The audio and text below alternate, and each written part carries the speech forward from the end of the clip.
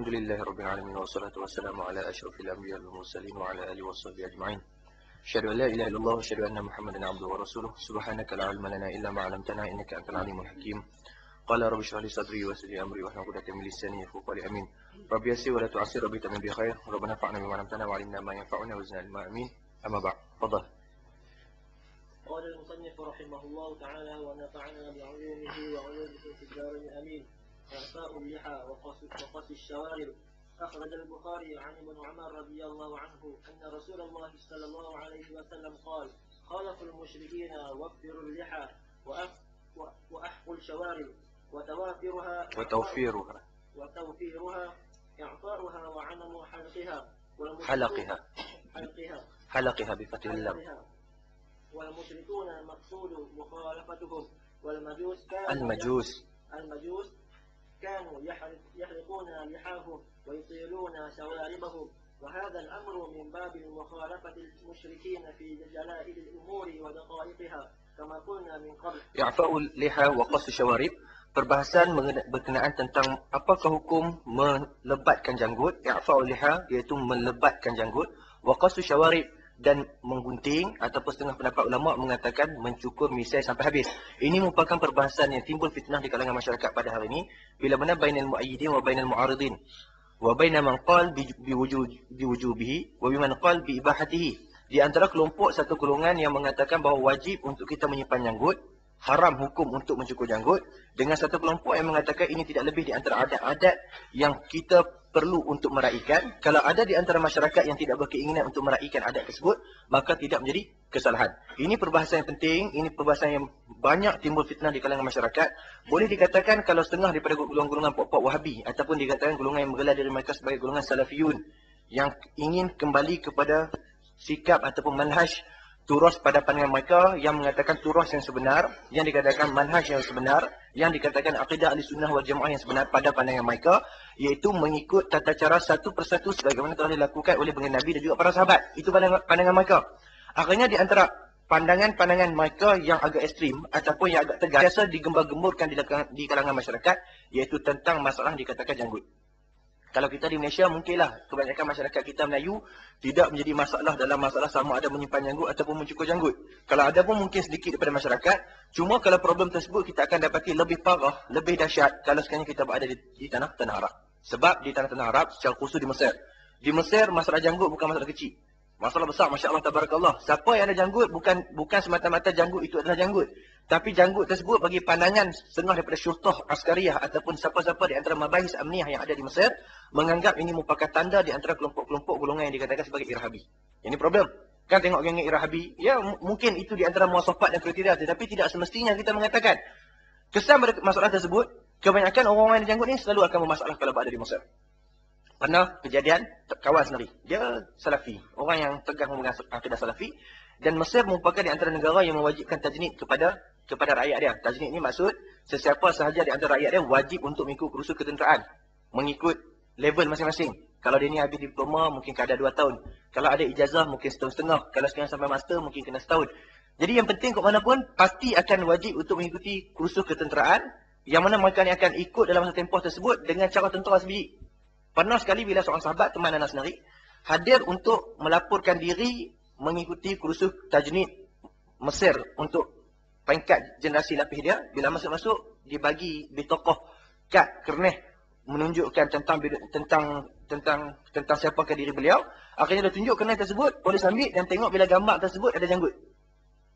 Ya biasalah geng Salafi, angkat gambar pun ada janggut. Bagi mereka bukan semata-mata buat janggut ni. Tentang masalah taswir fotografiah, itu hukum dia haram. Tentang isbal ala izar, itu hukum dia haram. Banyak perbahasan kalau kita nak membincangkan. Cuma pada hari ini, di antara masalah yang akan kita sentuh, masalah berkenaan apakah hukum untuk menyimpan janggut. Yang masalah ini, nak kata kecil, besar. Nak kata besar, tapi benda tu kecil.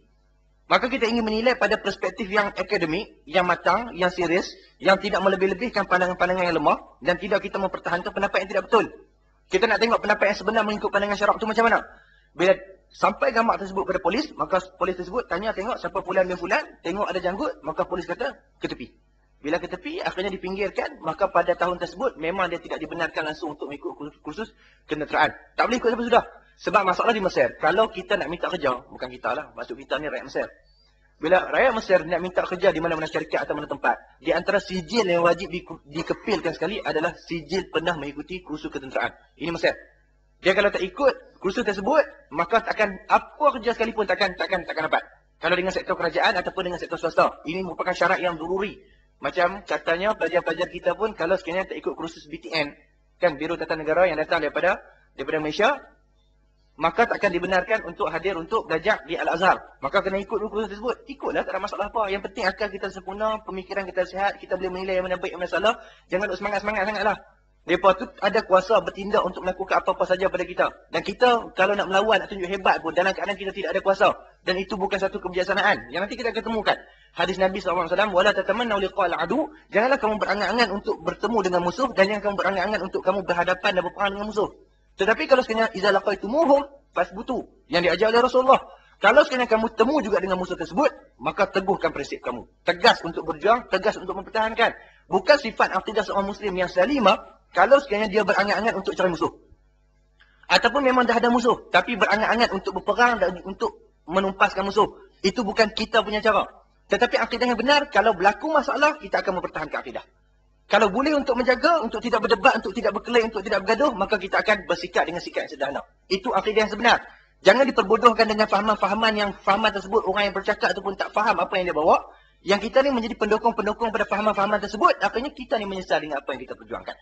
Sekarang kita nak menilai kepada perspektif yang sebenar. Bila disebabkan janggut, tak dibenarkan untuk ikut kursus tajnid, kesan yang panjang. Kesan yang dahsyat dalam tempoh masa yang cukup panjang bagi sahabat kita tersebut. Akhirnya segala kerja tak boleh dapat. Tapi Alhamdulillah bila menyambut di peringkat lebih tinggi, masuk ke master, masuk ke PhD untuk menyambung pengajian, insyaAllah binisbah tentang tempat dan ruang dia dalam masyarakat tak menjadi masalah. Cuma apa kita nak sebutkan mengenai masalah bila janggut itu merupakan di antara benda yang dimasalahkan Mesir. Yang kedua, bila Dr. Sa'ad Jawish sendiri. Banyak kali kita kenal Dr. Sa'ad Jawish. Rumah di Hai Sabak. Dr. Qasim Hadis, Ustaz Doktor fi Qasim Hadis di Jamiat Al-Azhar Al-Syarif. Beliau merupakan di antara rajul murtahi yang ada janggut. Ada janggut, memang simpan janggut dengan sesempurna mungkin.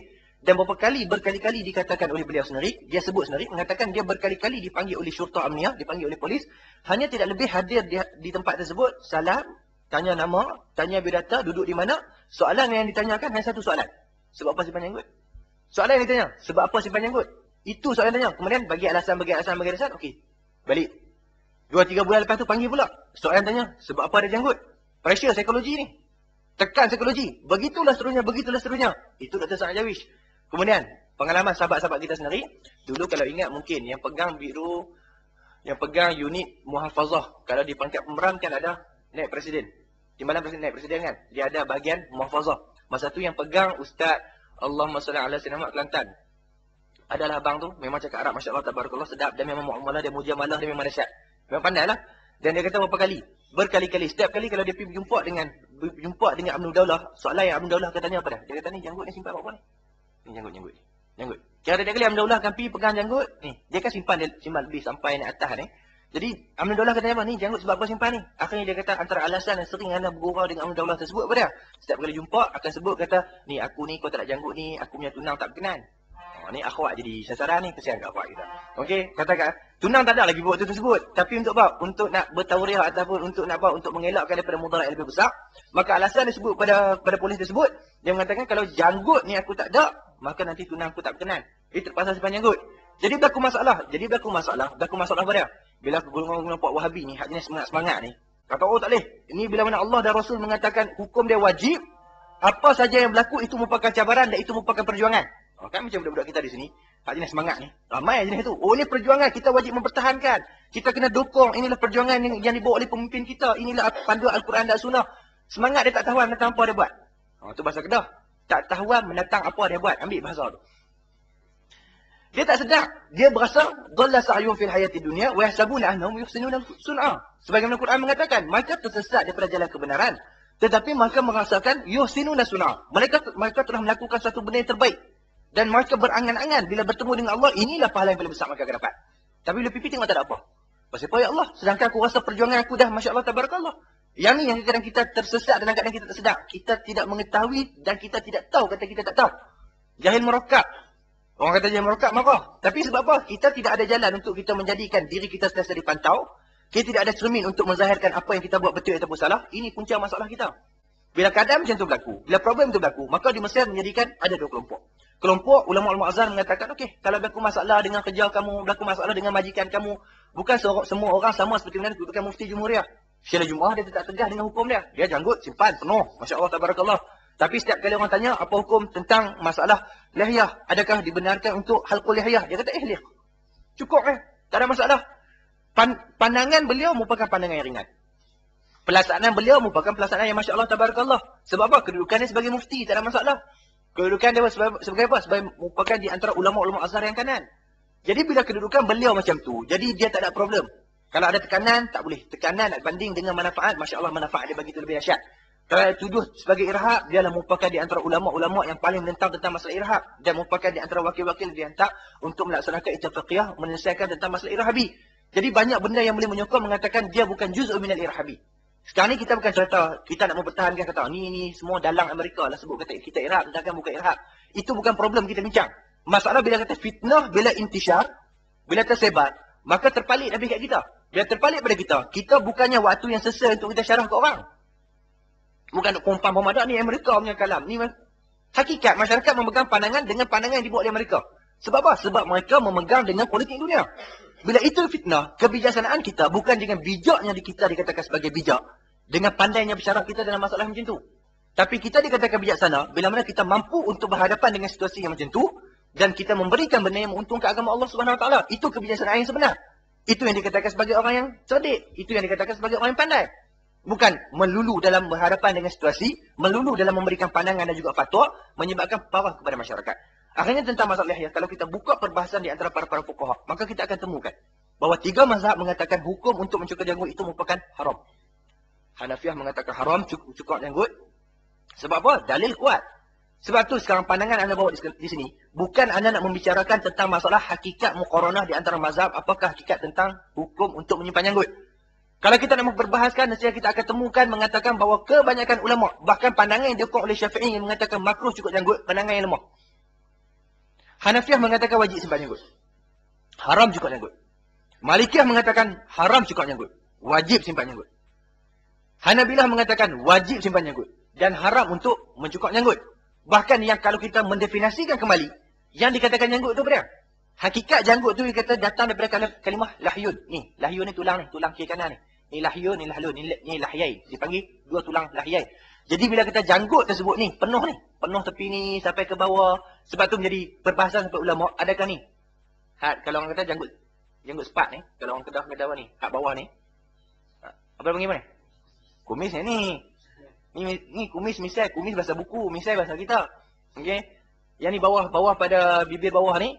Janggut kecil ni menjadi perbahasan ulama. Adakah boleh untuk kita cukur? Kau pendapat Syafi'iyah pun sendiri. Khilaf dengan ulama dalam masalah kalau sekiranya lebih daripada bawah janggut tersebut naik bulu, kita ambil bila cukur, potong. Haram ke boleh? Jadi masalah. Yang dikatakan janggut yang bulu-bulu yang ada di khaddain, adakah boleh untuk kita potong ataupun tidak? Kalau semua pendapat ulama yang mengatakan wajib simpan janggut, semua bulu-bulu tersebut diharamkan untuk kita tanggalkan. Kan kita ada bahas tentang hadis tentang masalah hukum namasah. Orang yang namasah ni cabut bulu muka. Bahawa cabut bulu muka satu perbahasan dan tentang masalah cabut bulu yang ada di pipi, hukum dia haram. Sebab apa? Sebab itu sama dengan seperti mana kita menanyakan janggut pada muka. Sebab jumhur ulama ketiga-tiga mazhab kecuali Syafi'iyah mengatakan haram untuk mencukur janggut yang dibenarkan untuk kita hias. Hias tu bukan sangkut benda macam-macam tak. Bila kata hias tersebut, janggut lebih sikit, lajak mai satu pi utara, satu pi selatan, sikat. Kalau lajak banyak ada yang tak sekata, maka kita potong bagi sama di antara janggut dengan janggut. Tak menjadi masalah. Itu yang dibenarkan. Dan janggut wajib disimpan sebab tu kita tengok bawah habis tu dah penuh. Semut masuk, sesat. Tak keluar lah. Kan? Apa-apa saja. Sebab apa? Sebab pandangan mereka dengan nas yang jelas mengatakan qaliful majus. Menyalahilah para majusi yang mana sifat majusi ni apa dia? Sifat majusi mereka akan melebatkan misai dan akan cukup janggut. Ini panggil majusi. Majusi kalau misai ni kena lajak sampai tutup. Kan kita tengok cerita geng pok-pok majusi. Geng pendeta mereka ni tu dia. Misai penuh tutup sampai ke bawah, nak makan pun kena selak. Okey, nak minum air kan, kena selak misai. Sebab apa? Misai tu lebih. Dan janggut tak ada. Itu sebagai muasafat tanda-tanda kriteria yang ada kepada para majusi. Maka sekarang suasana yang ada, bila mana Nabi nak menggambarkan identiti kita sebagai seorang Muslim, kita perbanggakan. Dan kita perbezakan. Sampai ke sekarang, jangan kita jadi di antara individu-individu yang tidak boleh orang bezakan antara kita ni Islam ataupun tidak. Jangan kadang jumpa orang, Ni nak bagi salam, kan Mesir sekarang ni jadi mula kebat, campur habis. Nak bagi salam, takut Masihi. Tak bagi salam, berasa tak sesuai, kita naik teksi, dia tak bagi salam. Jadi, ihtimal. Nak salam, tak tahu. Macam kita jumpa di Malaysia, kadang-kadang jumpa dia ni. Ni Cina kan Melayu, Cina kan Melayu. Muka macam Cina kan, kita muka macam-macam. Ada anak India pun ada, anak Cina ada, anak Arab ada, semua ada. Kadang tengok-tengok, ni tak nampak Melayu. Kita pun sembang lebih kurang, kutuk dia lebih kurang, tengok belah cakap Melayu. Orang Melayu ke? Tahu. Sebab apa? Sebab tidak ada satu tanda-tanda, satu benda yang membezakan mumayizat, yang menjadikan kita ni muka bertitle dengan sebagai seorang Muslim. Tapi kalau berkepiah, berjanggut, berjubah, berserban, confirm orang kata kita ni minal muslimin. Kita orang Islam. Dan ini Nabi cuba gambarkan, mengatakan, jadikan kamu ini berbeza dengan orang kafir. Pakaian, sikap, perbuatan, akhlak dan segala-galanya kena dibezakan. Itu yang dikatakan tentang matlamat tujuan Rasulullah untuk melaksanakan perintah tersebut. Bila Syafi'iyah mengatakan hukumnya makruh. Sebab dalil tak kuat. Kaedah, sebab tu kalau kita tengok musannif kita akan mempertahankan pendapat yang muktamad. Dan wajar bagi kita sebagai penuntut-penuntut ilmu, masalah ini, masalah tentang fatwa, lain masalah dengan pengamalan. Kerana sebut tentang fatwa Syarah Jumaah. Dia mengatakan kalau orang tanya tentang, Ustaz ni macam mana boleh nak cukup janggut? Saya berlaku masalah dalam kerajaan, saya berlaku masalah dengan individu macam ni, saya berlaku masalah dalam perbuatan tersebut. Dengan alasan-alasan macam tu, kita akan bersikap dengan sikap yang sederhana. Kita kata, okey, tak apa, cukup janggut. Dr. Al-Qardawi, pendapat mudah apa yang tak pegang? Kan pegang? Pendapat ni kata boleh, hak ni kata boleh, hukum macam ni pendapat Ibn Hazm, ini pendapat Lais, ini pendapat yang dikatakan Sufyan Ats-Tsauri. Pendapat tak pernah kita dengar sekalipun dikorek kembali oleh Dr. Al-Qardawi untuk disampaikan kepada masyarakat. Sehingga kita kata, Dr. Al-Qardawi apa pandangan dia macam ni? Pelik pandangan dia. Tapi dia rajulun multahi. Sebab apa? Sebab hakikat pengamalan kita dengan apa yang dilakukan pada orang berbeza. Kalau kita ingin mengenal kepada dalil, maka dalil tentang masalah janggut itu merupakan dalil cukup kuat. Yang penting untuk kita jadikan sebagai satu tuntutan keagamaan yang kita akan laksanakan. Dan bahkan kita merasakan bodoh bagi orang yang ada janggut. Tuhan bagi kesempatan untuk tumbuh janggut, tiba-tiba dah cukup. So Allah Ta'ala nak bagi satu kebaikan yang pahala ni tak gaduh letih. Bukan gaduh tekan janggut ni. Ada aku nak janggut. Nak bagi keluar janggut. Tak. Janggut keluar dengan tabi'i dia. Dengan sebenarnya jadi Allah Ta'ala nak bagi keluar. Tiba-tiba ada orang tak berkenan janggut, cukup. Maka kita mengatakan ini orang yang bodoh dalam tidak menginginkan kebaikan yang Allah Ta'ala bagi kesempatan untuk boleh kebaikan. Masya Allah yang pernah nak sebut. Yang kata bila ada orang di antara individu yang dia ni pulun usaha. Kan kalau duduk budak-budak sekolah dulu. Pulun nak pergi dah janggut ni apa? Sebab tak mau bagi kata orang kata kanyak. Bila kata nampak janggut tak ada, misalnya tak ada nampak kanyak, nampak walat, nampak budak-budak. Jadi bila nampak budak-budak, buah minyak buan. Kan minyak buan, buah minyak buan sapu dia. Lepas tu naik, nala punya. Taklah kan nak cukup. Sepengah orang hutan dah. Penuh kiri kanan, silap letak. Bila keadaan macam tu berlaku, naik janggut. Ada di antara individu yang janggut ni tak naik langsung. Tak naik langsung. Teringin nak janggut. Sebab apa? Sebab ni juga ruang-ruang kebaikan pahala yang kita boleh. Kurang-kurang kata, janggut sunnah no. Kita pun bangga. Orang intisab sunnah tu pada kita. Masya Allah, tabarakallah. Kuat ucapan tersebut, benar ucapan tersebut tu masalah lain. Tapi kebanggaan kita bila orang kata, Masya Allah, tabarakallah, muka anta nampak macam tutup guru. Muka anta orang beriman. Muka anta gaya-gaya perbuatan sebagai orang soleh. Kita perbanggakan. Kan kita mengharapkan kataan tersebut itu merupakan doa yang akan menjadi realiti, yang akan berlaku pada diri kita. Itu angan-angan kita. Dan sewajarnya benda tersebut merupakan simat, tanda yang istimewa yang ada pada penuntut ilmu. Itu dia sudut dalil dan kekuatan. Untuk kita lakukan dan untuk kita laksanakan. Tetapi untuk kita pertegas sehingga kita mengharamkan kepada orang yang tidak mampu untuk melakukan benda tersebut dan ingin memegang dengan pendapat ilmu, maka ini yang merupakan satu kesilapan dan ini yang kita mengatakan tasyadud dalam agama. Yang berlaku pada Pak Wahabi pada hari ini masalah macam ni. Sebab itulah bila analisa yang dibuat oleh Mufti Jumhuriyah, Masya Allah, tabarakallah. Dia beliau kalau masalah macam ni, dia kurang, dia malas nak bincang. Sebab apa? Sebab kita duduk berkeling, naik orang lihat. Kita berkeling dengan siapa? Dengan Pak yang tak duduk dalam halakuh kita. Pak Wahabi panggil dia macam mana? Sonok panggil dia apa ni? Cuba tengok satu-satu. Panggil Pak Wahabi. Mereka ni sama sekali kalau pandangan yang memegang, mereka akan terima pandangan lain. Kalau duduk dalam halakuh kita sembang Masya Allah, tabarakallah, muafaqah dengan pemikiran yang mereka bawa, okey, maka akan, ya. Tapi kalau ghairu muafaqah, maka akan bangun meninggalkan majlis. Itu di antaranya, bukan semua. Di antaranya. Di antara panggil dia. Sebab mereka tak akan menerima sama sekali pendapat yang mukhalafah dengan apa mereka bawa. Mufti Jumhuriyah, dulu sebelum naik jadi mufti. Kata, Masya Allah, bagus. Dia tanya, sebab apa kata Mufti Jumhuriyah ni bagus? Dia kata, sebab apa? Sebab ni, multahi. Rajulun multahi. Kata rajulun multahi. Kemudian tak apa. Naik mufti, lepas naik mufti 2-3 bulan, dia kata ni, tak bagus. Sebab apa tak bagus? Dia kata ni, mufti ni kira adalah hukumah bagi tekanan, menyebabkan keputusan yang tak sama sebagaimana apa Allah yang nak, yang Rasul nak. Dia yang cakap tu, dia tak berhak untuk cakap. Hang kuliah Sodali, hang buat kerja tentang masalah ubat, hang cakap masalah agama. Tapi nak bagi pandangan juga masalah agama. Doktor bahagian perubatan, bukan kekhususan dalam bidang yang dikatakan bidang keagamaan. Jangan bercakap bidang yang bukan jadi kepakaran. Tapi Wahabi tak nak mengajar yang kertikan ta'adub dengan ulama tentang hak yang dikatakan ulama. Terang masalah khilafiyah, dia tak kenal. Bila tak kenal, hentam ikut dan. Syariah tak bagus. Sebab apa tak bagus? Dia kata sebab apa? Sebab dia mempertahankan kitab Syekh Abdullah Sakandari. Sebab apa? Sebab dia mengajak kitab hikam Syekh Abdullah. Dia mengajak kita apa? Iqazul Himam. Dia mengajak apa? Kitab Ihya Ulumuddin. Kitab tu golongan musyrikin. Puan-puan ni geng ahli Isyraq. Mengajak apa? Dia sering membacakan Burdah Imam Al-Busiri. Kalam Burdah Imam Busiri terdapat ayat-ayat syirik. Ini fahaman Pak Wahabi. Bila fahaman tersebut yang dibawa oleh mereka, hentam habis. Menilai satu kebaikan dengan kesalahan berdasarkan apa yang muwafaqah dengan pemikiran dan apa yang mukhalafah. Itu Pak Wahabi. Kita tak kisah. Hadir dalam masalah apa pun. Tengok yang ada pada Pak Wahabi. Kenapa? Masuk dalam kelas. Masuk Qisim Aqidah wal Falsafah. Apa Aqidah wal Falsafah? Aqidah lah, falsafah apa dia? Sebab Ibn Taymiyah tidak membenarkan untuk belajar falsafah. Falsafah ni merupakan datang pada Yunani, menyesatkan. Akidah yang tak betul. Tentang mengaji, tentang masalah yang dikatakan tentang pembandingan agama. Apa banding-banding duk kena agama Tuhan. Quran pun selesai, tak baca lagi. Duk ulun pada mengaji bab-bab agama Nasara, agama Nabi-Nabi yang telah dinasahkan. Sedangkan Quran dan hadis sebut secara jelas. Kalau sekiranya Nabi Isa AS turun, dia mesti akan menjadi pengikut aku. Kan dangkal macam tu pemikiran yang dibawa oleh Pak Wahabi. Simple thinking. Kira mudah, berkeluar hadis, berkeluar kefahaman, berkeluar ni, okey, hukum. Ni tak boleh. Belajar madah-madah tentang, kan dalam madah-madah subjek, ngaji kitab Bible di Al-Azhar. Kalau Qasim dakwah masuk pangkat master, Ustaz Zubek, mengapai Bible ni cerita. Anda jumpa kata tu, dia tak mengapai Bible lebih daripada Quran bah. Dia tahan sembah elok lagi. Puluh ni, Bible. Tanya, sifir berapa, dalam sifir ni ada sebut apa, takwin berapa. Kan dalam pembahagian tentang Old Testament dengan New Testament, ada apa dia, lepas tu Barnabas apa peranan dia, hafal habis ni. Masya Allah, tabarakallah, tanya Quran, duk kokak. Lebih kurang lah, kira dia tu hebat sikit pada anda di sudut Quran. Quran pun kokak, sebab apa? Tumpu tentang asal Bible. Kalau dapat agak Wahabi, ni dia, ni fasad ni. Kenal tentang Bible, kenal tentang masalah tersebut, kenal tentang hukum tersebut, Quran tinggal habis. Mukhalafah pada hadis yang sahih, yang Nabi tak benarkan tentang masalah tersebut. Jangan dangkal share. Hadis tu hanya jumpa satu tu ya, sebab tu orang suruh baca semua hadis. Ada hadis juga bila mana hadir Nabi tak kata apa. Ada masa bila hadir Nabi bagi pula tahdid ataupun seolah-olah gesaan untuk mempelajari agama selain daripada yang ada dalam Al-Quran dan juga Al-Sunnah. Suruh belajar buat muqaranah. Mereka dah bandingkan semua perkara. Maka banding barulah dikeluarkan keputusan. Ini peranan dikatakan fuqaha untuk memberikan keputusan yang benar pada kita. Kita jumpa satu hadis, baca Riyadhus Shalihin, baca kitab macam ni, maka memegang pandangan tanpa dipandu oleh guru-guru kita, akhirnya membawa pandangan-pandangan yang ekstrim. Pandangan-pandangan yang menjadikan agama itu merupakan satu agama yang menakutkan. Agama yang dibawa merupakan agama yang tidak cantik. Hakikatnya, sebenarnya, sepatutnya kita mampu mempamerkan yang terbaik. Agama ini merupakan satu alternatif kepada kegagalan sistem yang ada pada hari ini.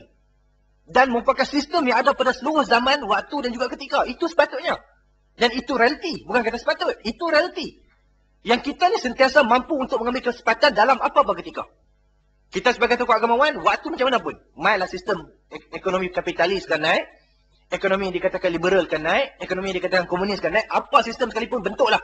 Selagi mana itu merupakan undang-undang wadai, ketetapan yang datang pada akal manusia, maka kita mempunyai ruang begitu luas untuk meletakkan kaki kita membicarakan masalah agama. Sebab hukum yang kita settlekan merupakan kalam yang terbaik. Ucapan yang orang akan terima.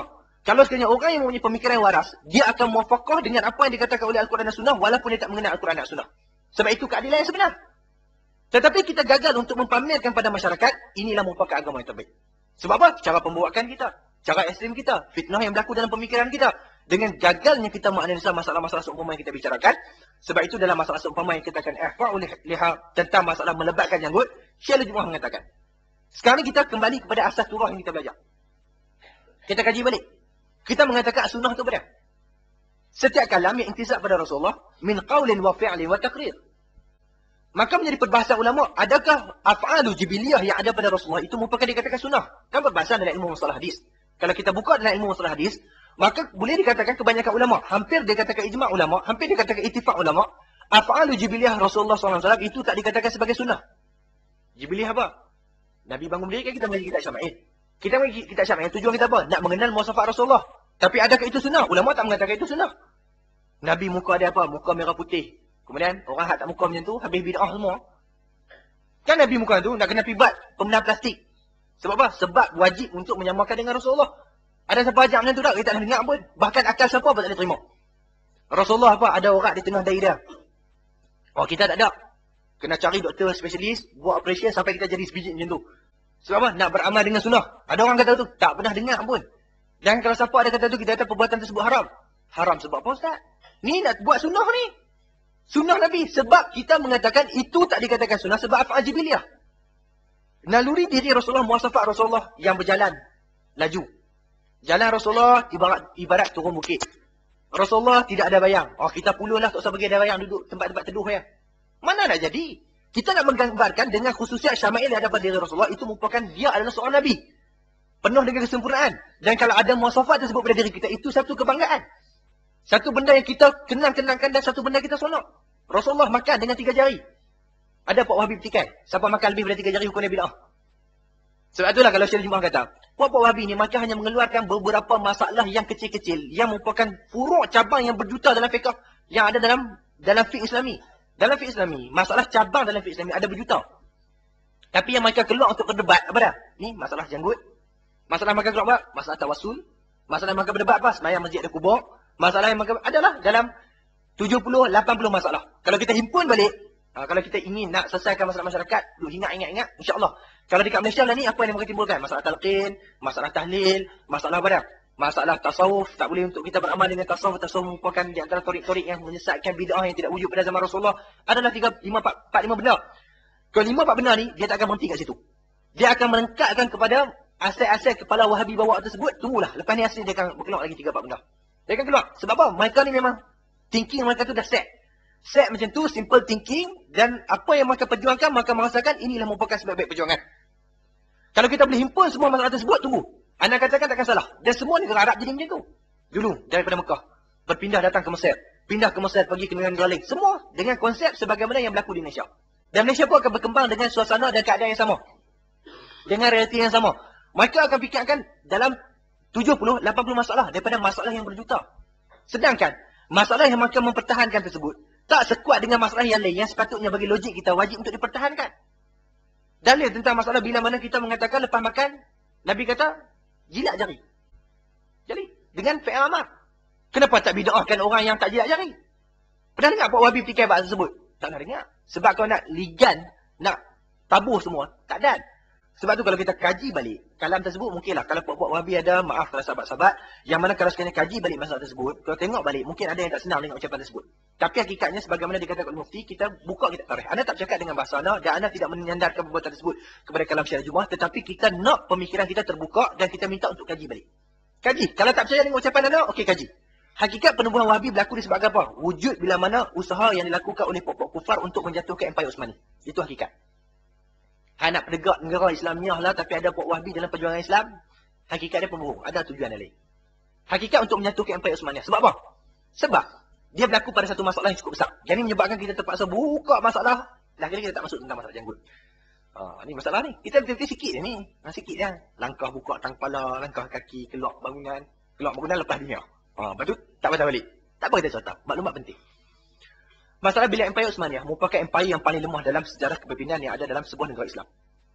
Makruf. Daripada empayar yang gemilang, zaman Khalifah Umar bin Abdul Aziz, zaman Khalifah Harun Ar-Rasyid, zaman empayar-empayar sebelumnya, kita dah merupakan satu empayar yang kita boleh perbanggakan. Bila zaman Empayar Uthmaniyah yang dipegang oleh puak-puak Turki, memang satu negara empayar yang cukup lemah. Korupsi, boleh cerita. Yang dikatakan masalah salah guna kuasa, boleh cerita. Cerita tentang kezaliman, boleh cerita. Bahkan kita mengatakan inikah yang digambarkan sebagai sebuah negara Islam. Tapi boleh tak untuk kita guling kerajaan tersebut? Tak dibenarkan oleh ulama. Ittifaq sepakat ulama, ijma' ulama mengatakan sezalim mana sebuah negara Islam, selagi mana itu merupakan sebuah negara Islam, maka diharamkan untuk kita memerangi negara tersebut. Wajib sebagaimana dikatakan ulama untuk kita menghampiri para pemimpin untuk memberikan dakwah.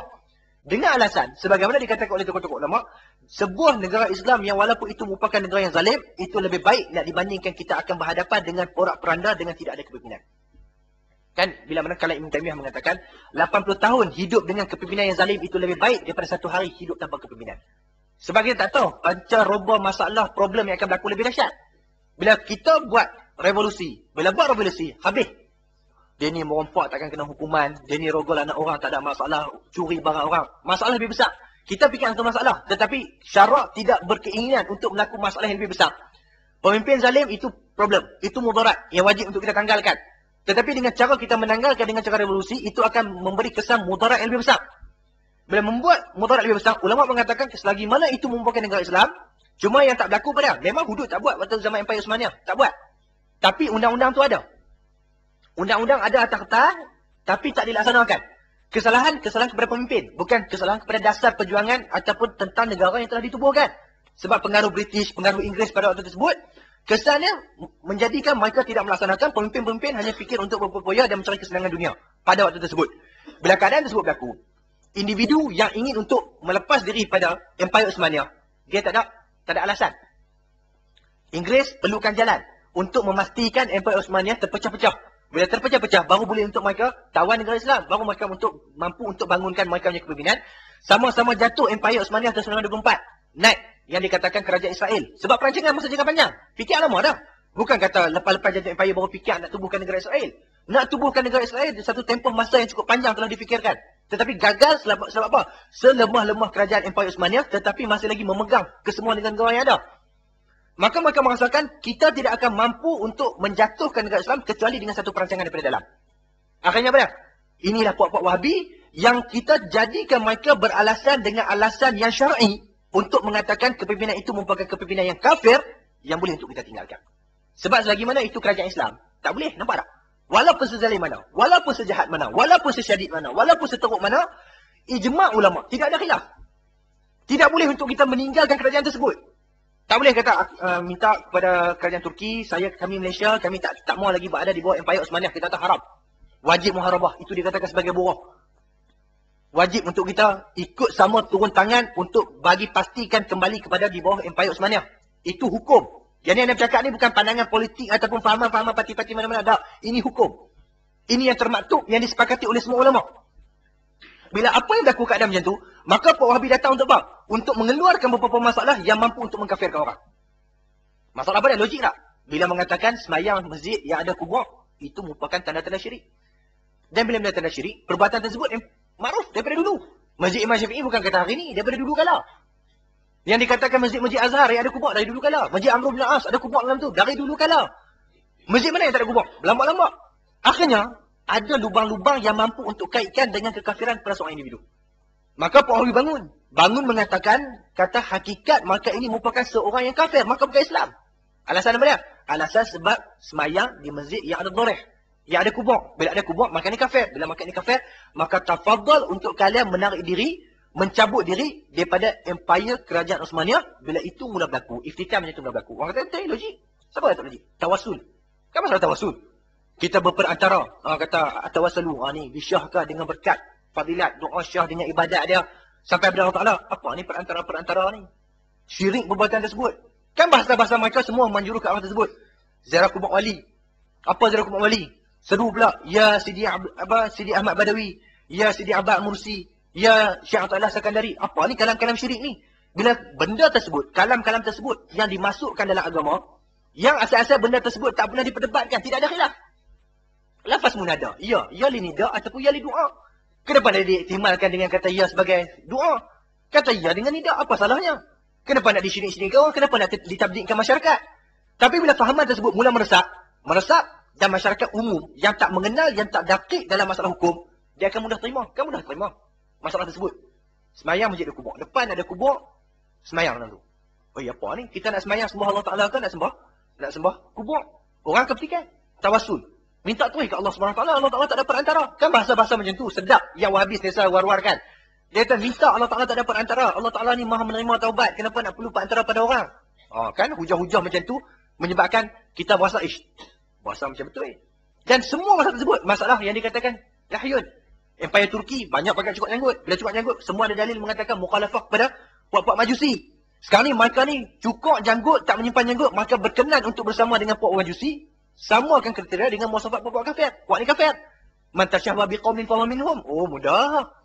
Semua kalau kita tengok puak Wahabi, semua ayat-ayat mereka tersebut, semua nak menjurus kepada mensyirikkan orang. Cuma bila akhir-akhir zaman ni, sampai tahap sehingga akan pandangan mereka kurang diterima oleh masyarakat, dia slow. Dia kurang dah. Dia tak dah mengkafirkan orang. Tak, dia kata ini amrun muhim fiddin. Ini merupakan benda yang daruri dalam agama. Benda yang penting untuk kita bahaskan. Bahasa dia agak ringan. Nak dibanding kepada puak-puak Wahabi dahulu yang lebih syadid.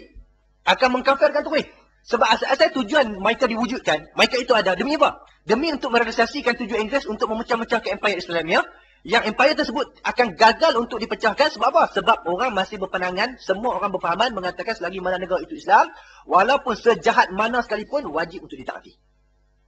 Bila keluar pandangan yang mengatakan Empire Uthmaniyah merupakan kerajaan yang tidak Islamik, yang tidak Islam, yang kafir, yang tidak mentaati Allah dan juga Rasul, yang melakukan benda-benda yang haram oleh Allah pada pandangan Allah SWT, bahas tentang bab syirik, wujudkan fahaman-fahaman tentang ilmu tentang ketuhanan rububiyah, tentang uluhiyah, tentang asma wa sifat. Kan berkeluar masalah-masalah macam tu.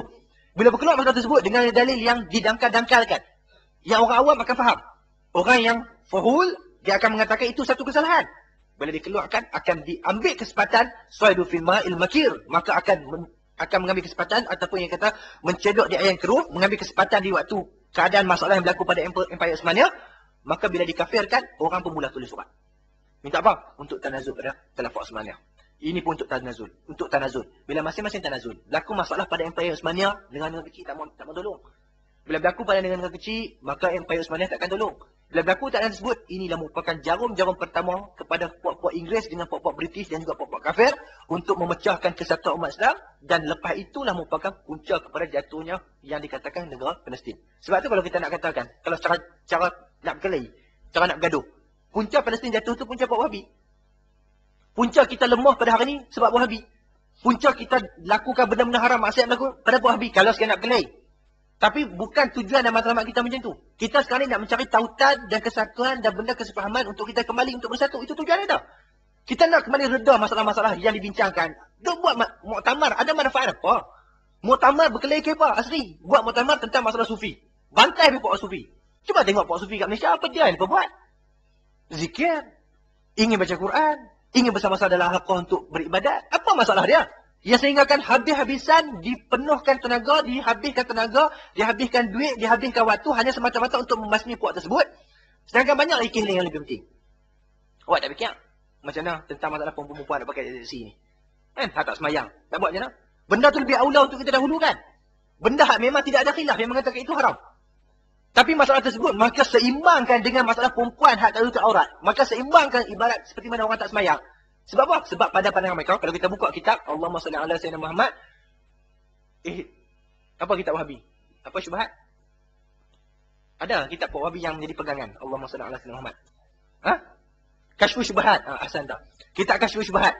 Bukanlah kitab Kashfu syubhat mengatakan puak-puak golongan macam kita ni lebih dahsyat daripada puak kafir. Kita ni lebih dahsyat. Sebab apa? Sebab kita mensyirikkan Allah Subhanahu Wa Taala dengan bertitulkan agama Allah Subhanahu Wa Taala. Kita tak beriman, tapi kita bertawasul. Kita beriman, tapi kita cukup janggut. Sama dengan Majusi. Kita beriman, tapi kita melakukan benda-benda yang dilarang oleh syarak. Mereka menuduh kita mengatakan kita lebih dahsyat daripada puak kafir. Lebih teruk. Yang kafir ni okey lagi. Sebab tu yang macam asli, macam geng-geng tu. Sebab tu macam sanggup untuk habiskan waktu, habiskan tenaga, habiskan masa mereka, hanya semata-mata untuk perjuangkan benda tersebut. Sebab kita daripada pandangan mereka lebih fasad, lebih penting untuk dicantai nak dibanding dengan puak-puak lain. Sebab tak pelik bila zaman dahulu, kalau di Mekah, kalau sejarah, orang dulu tahu penduduk Taif, berapa ramai disembelih. Yang mana berfahaman lain daripada fahaman yang mereka bawa, siapa yang lain daripada fahaman Asy'ariyah, lain daripada fahaman yang dibuat oleh Wahabi, semua dibunuh. Dibunuh! Sebab tu, bila mana kitab Ad-Durrah Saniyah, fi Raddi ala Wahabiyah, yang dikarang oleh Syekh Zaini Dahlan, kitab tersebut membahaskan tentang hakikat yang dikatakan puak Wahabi. Beliau merupakan di antara minal mu'arriqin ahli tarikh, dan merupakan mufti yang terakhir berada di kerajaan Mekah sebelum mana ditawan oleh puak-puak Wahabi. Sebelum puak Wahabi tawan, maka mufti yang terakhir adalah Syekh Zaini Dahlan. Syekh Zaini Dahlan dia menceritakan dalam kitab beliau Ad-Durrah Bahiyah fi Ad-Durrah Saniyah fi Raddi ala Wahabiyah, kitab beliau tersebut menceritakan tentang hakikat Wahabi. Bila dia cerita satu-satu, puak Wahabi biasa, dia kata kitab ni bohong. Ini kalam orang dengki. Bila keluar kaedah dalam ilmu hadis apa? Riwayatul aqran tutwa wala turwa. Riwayat orang yang hidup sezaman tidak akan diiktiraf, akan dilipat, akan disimpan, tidak akan diriwayatkan. Sebab apa? Kemungkinan ada perasaan hasad, kemudian ada perasaan dengki. Kita nanti dulu, itu dalam ilmu hadis. Sekarang ni kita bincang tentang masalah tarikh. Jangan campur aduk masalah. Kan puak Wahabi ni macam tu. Asli cakap, orang sembang bab sufi dia masuk bab fiqh, orang sembang bab fiqh dia masuk bab hadis. Dalil fiqh masuk dalil hadis masuk dalam dalil tasawuf. Satu-satu. Sekarang ni Syekh Zaini Dahlan dia karang bukan pada perspektif hadis. Perbahasan sebagai dia merupakan tokoh mu'arriqin yang diiktiraf. Para ahli tarikh, muasafat kriteria ada. Menakal ucapan, cara meletakkan dalil, cara menulis buku, ada cara muasafat. Tapi Pak Wahabi, dia perbodohkan masyarakat macam mana? Sebab masyarakat tak tahu fakta-fakta yang disebutkan tadi. Serta pada masyarakat, tak. Syekh Dahlan, kalam dia, kitab dia tak terima. Masyarakat dan sebab apa Ustaz tak diterima kalam Syekh Dahlan? Sebab dia hidup sezaman waktu tersebut. Sebab dalam ilmu hadis mengatakan riwayatul aqran la turwa. Riwayatul aqran tutwa wala turwa. Disimpan, jangan diriwayatkan. Sebab apa? Orang hidup sezaman sebagaimana dalil boleh keluar. Dalil cerita Imam Malik dengan Ibn Syam berkelahi sehingga Imam Malik kata pada Ibn Syam ibarat Dajjal keluar daripada kota Madinah. Tak berkenan. Kalang-kalang memfasikkan, kalang mentabdi'kan, mengatakan ini tasyayyu'. Kalang-kalang ulama-ulama hidup sezaman. Imam Suyuti dengan Imam Sakhawi berkelahi. Banyak kisah-kisah tersebut. Dan bila dalil tersebut dihamparkan pada masyarakat. Masyarakat kata, betul memang orang hidup sezaman. Dia akan ada perasaan dengki dia tu. Kan? Anak Syah, Allah, Syah kan tengok berita terang mana pun. Anak cakap lagi, dengki. Sebab anda tak kerti. Kan? Ataupun mungkin dekat-dekat lah, lebih kurang dekat-dekat sama terror. Lebih kurang dekat-dekat sama terror. Lah kali anda nak sampai kepada masyarakat mengatakan, jangan iktiraf Syah, iktiraf mana? Akan keluar ayat-ayat yang menunjukkan ada unsur hasad pada diri anda.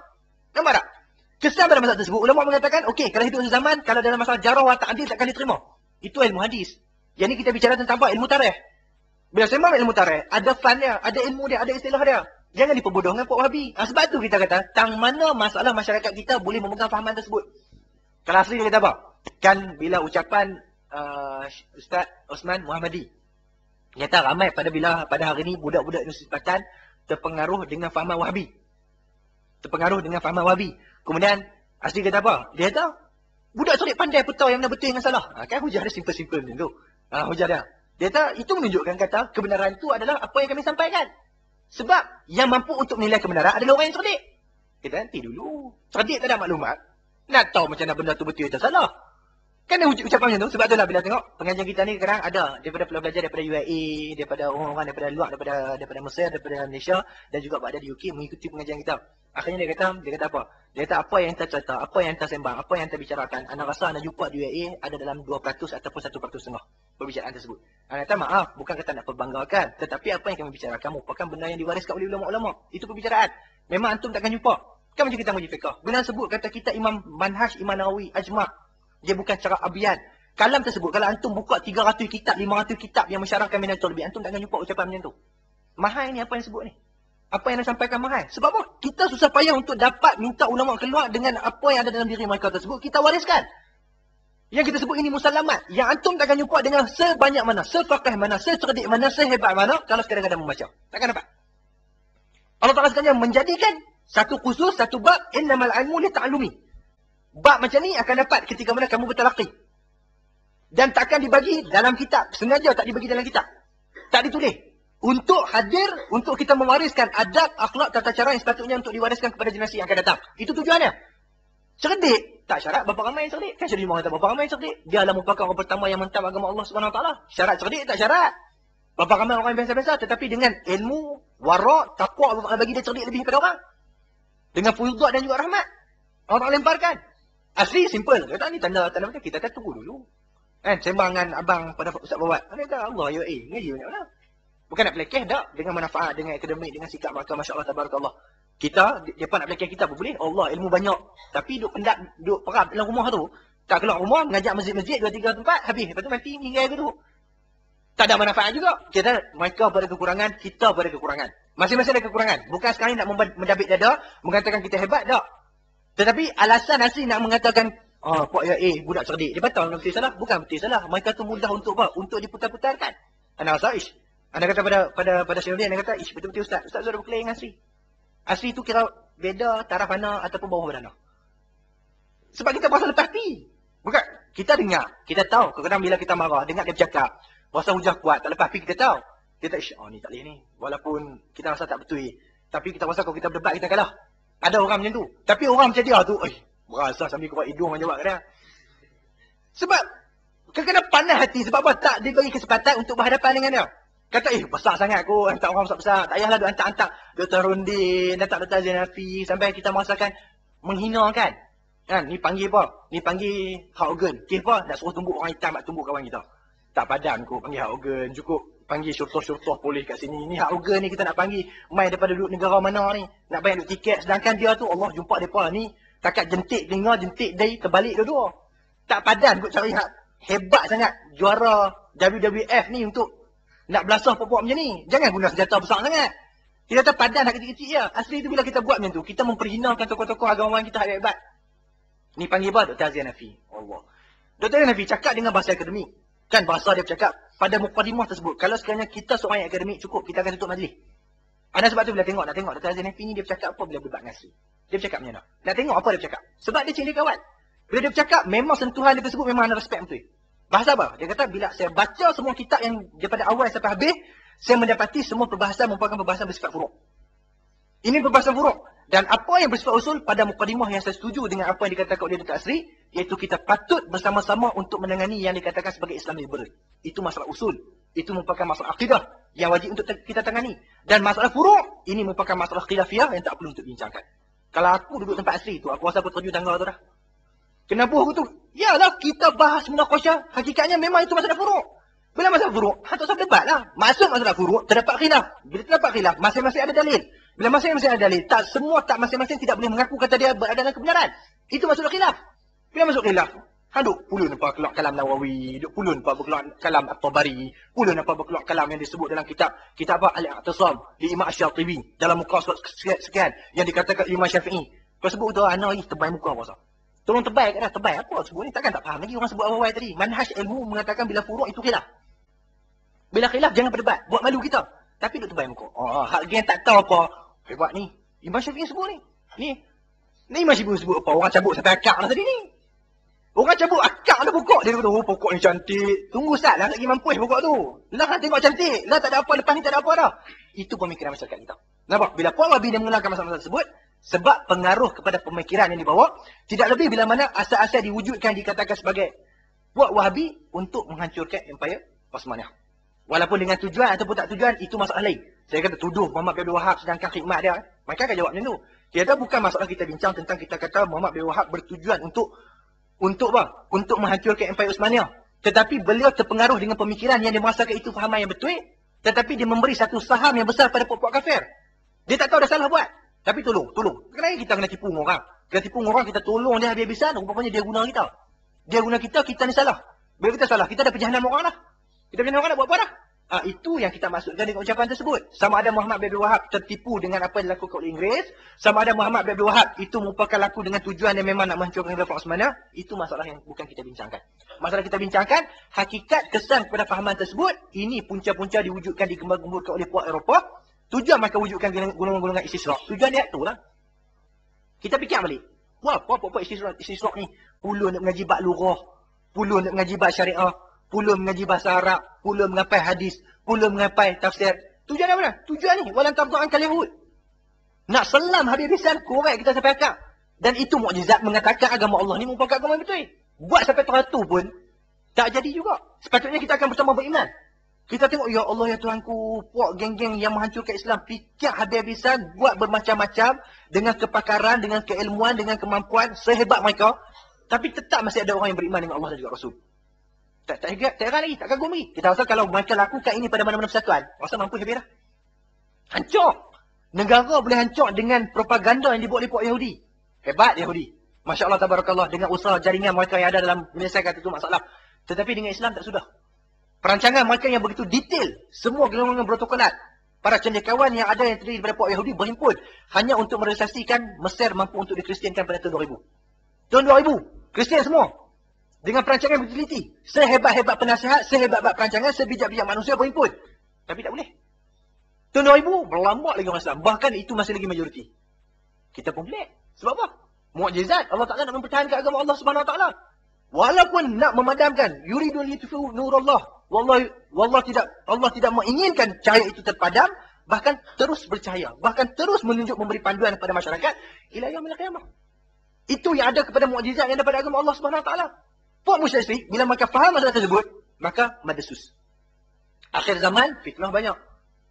Bila fitnah banyak, kita pun terkeliru. Rasa macam, ya yang betul, akidah ahli sunnah wal jamaah. Ahli sunnah wal jamaah, iaitu yang dikatakan sebagai puak-puak yang dibuat oleh puak salafi. Adakala kita faham macam tu? Adakala bila dengar macam mana cakap ni, rasa macam Ustaz Edi cakap betul. Itu nama dia fitnah. Bila fitnah ni kita tahayurat. Kita akan terkeliru, sat macam ni, sat macam ni, sat macam ni. Sebab tu anda kata, hakikat kembali kepada yang asas. Mengenal balik pemikiran para fuqaha kita. Mengenal balik pemikiran para sahabat kita. Mengenal balik apa yang diinginkan oleh Allah dan Rasul. Kaji dengan sedalam-dalamnya. Jangan dangkal. Sebab tu nanti kita akan jumpa hadis. Sayyidina Umar belajar mengaji qiraat surah Baqarah saja 7 tahun. Anak duduk saya 7 tahun.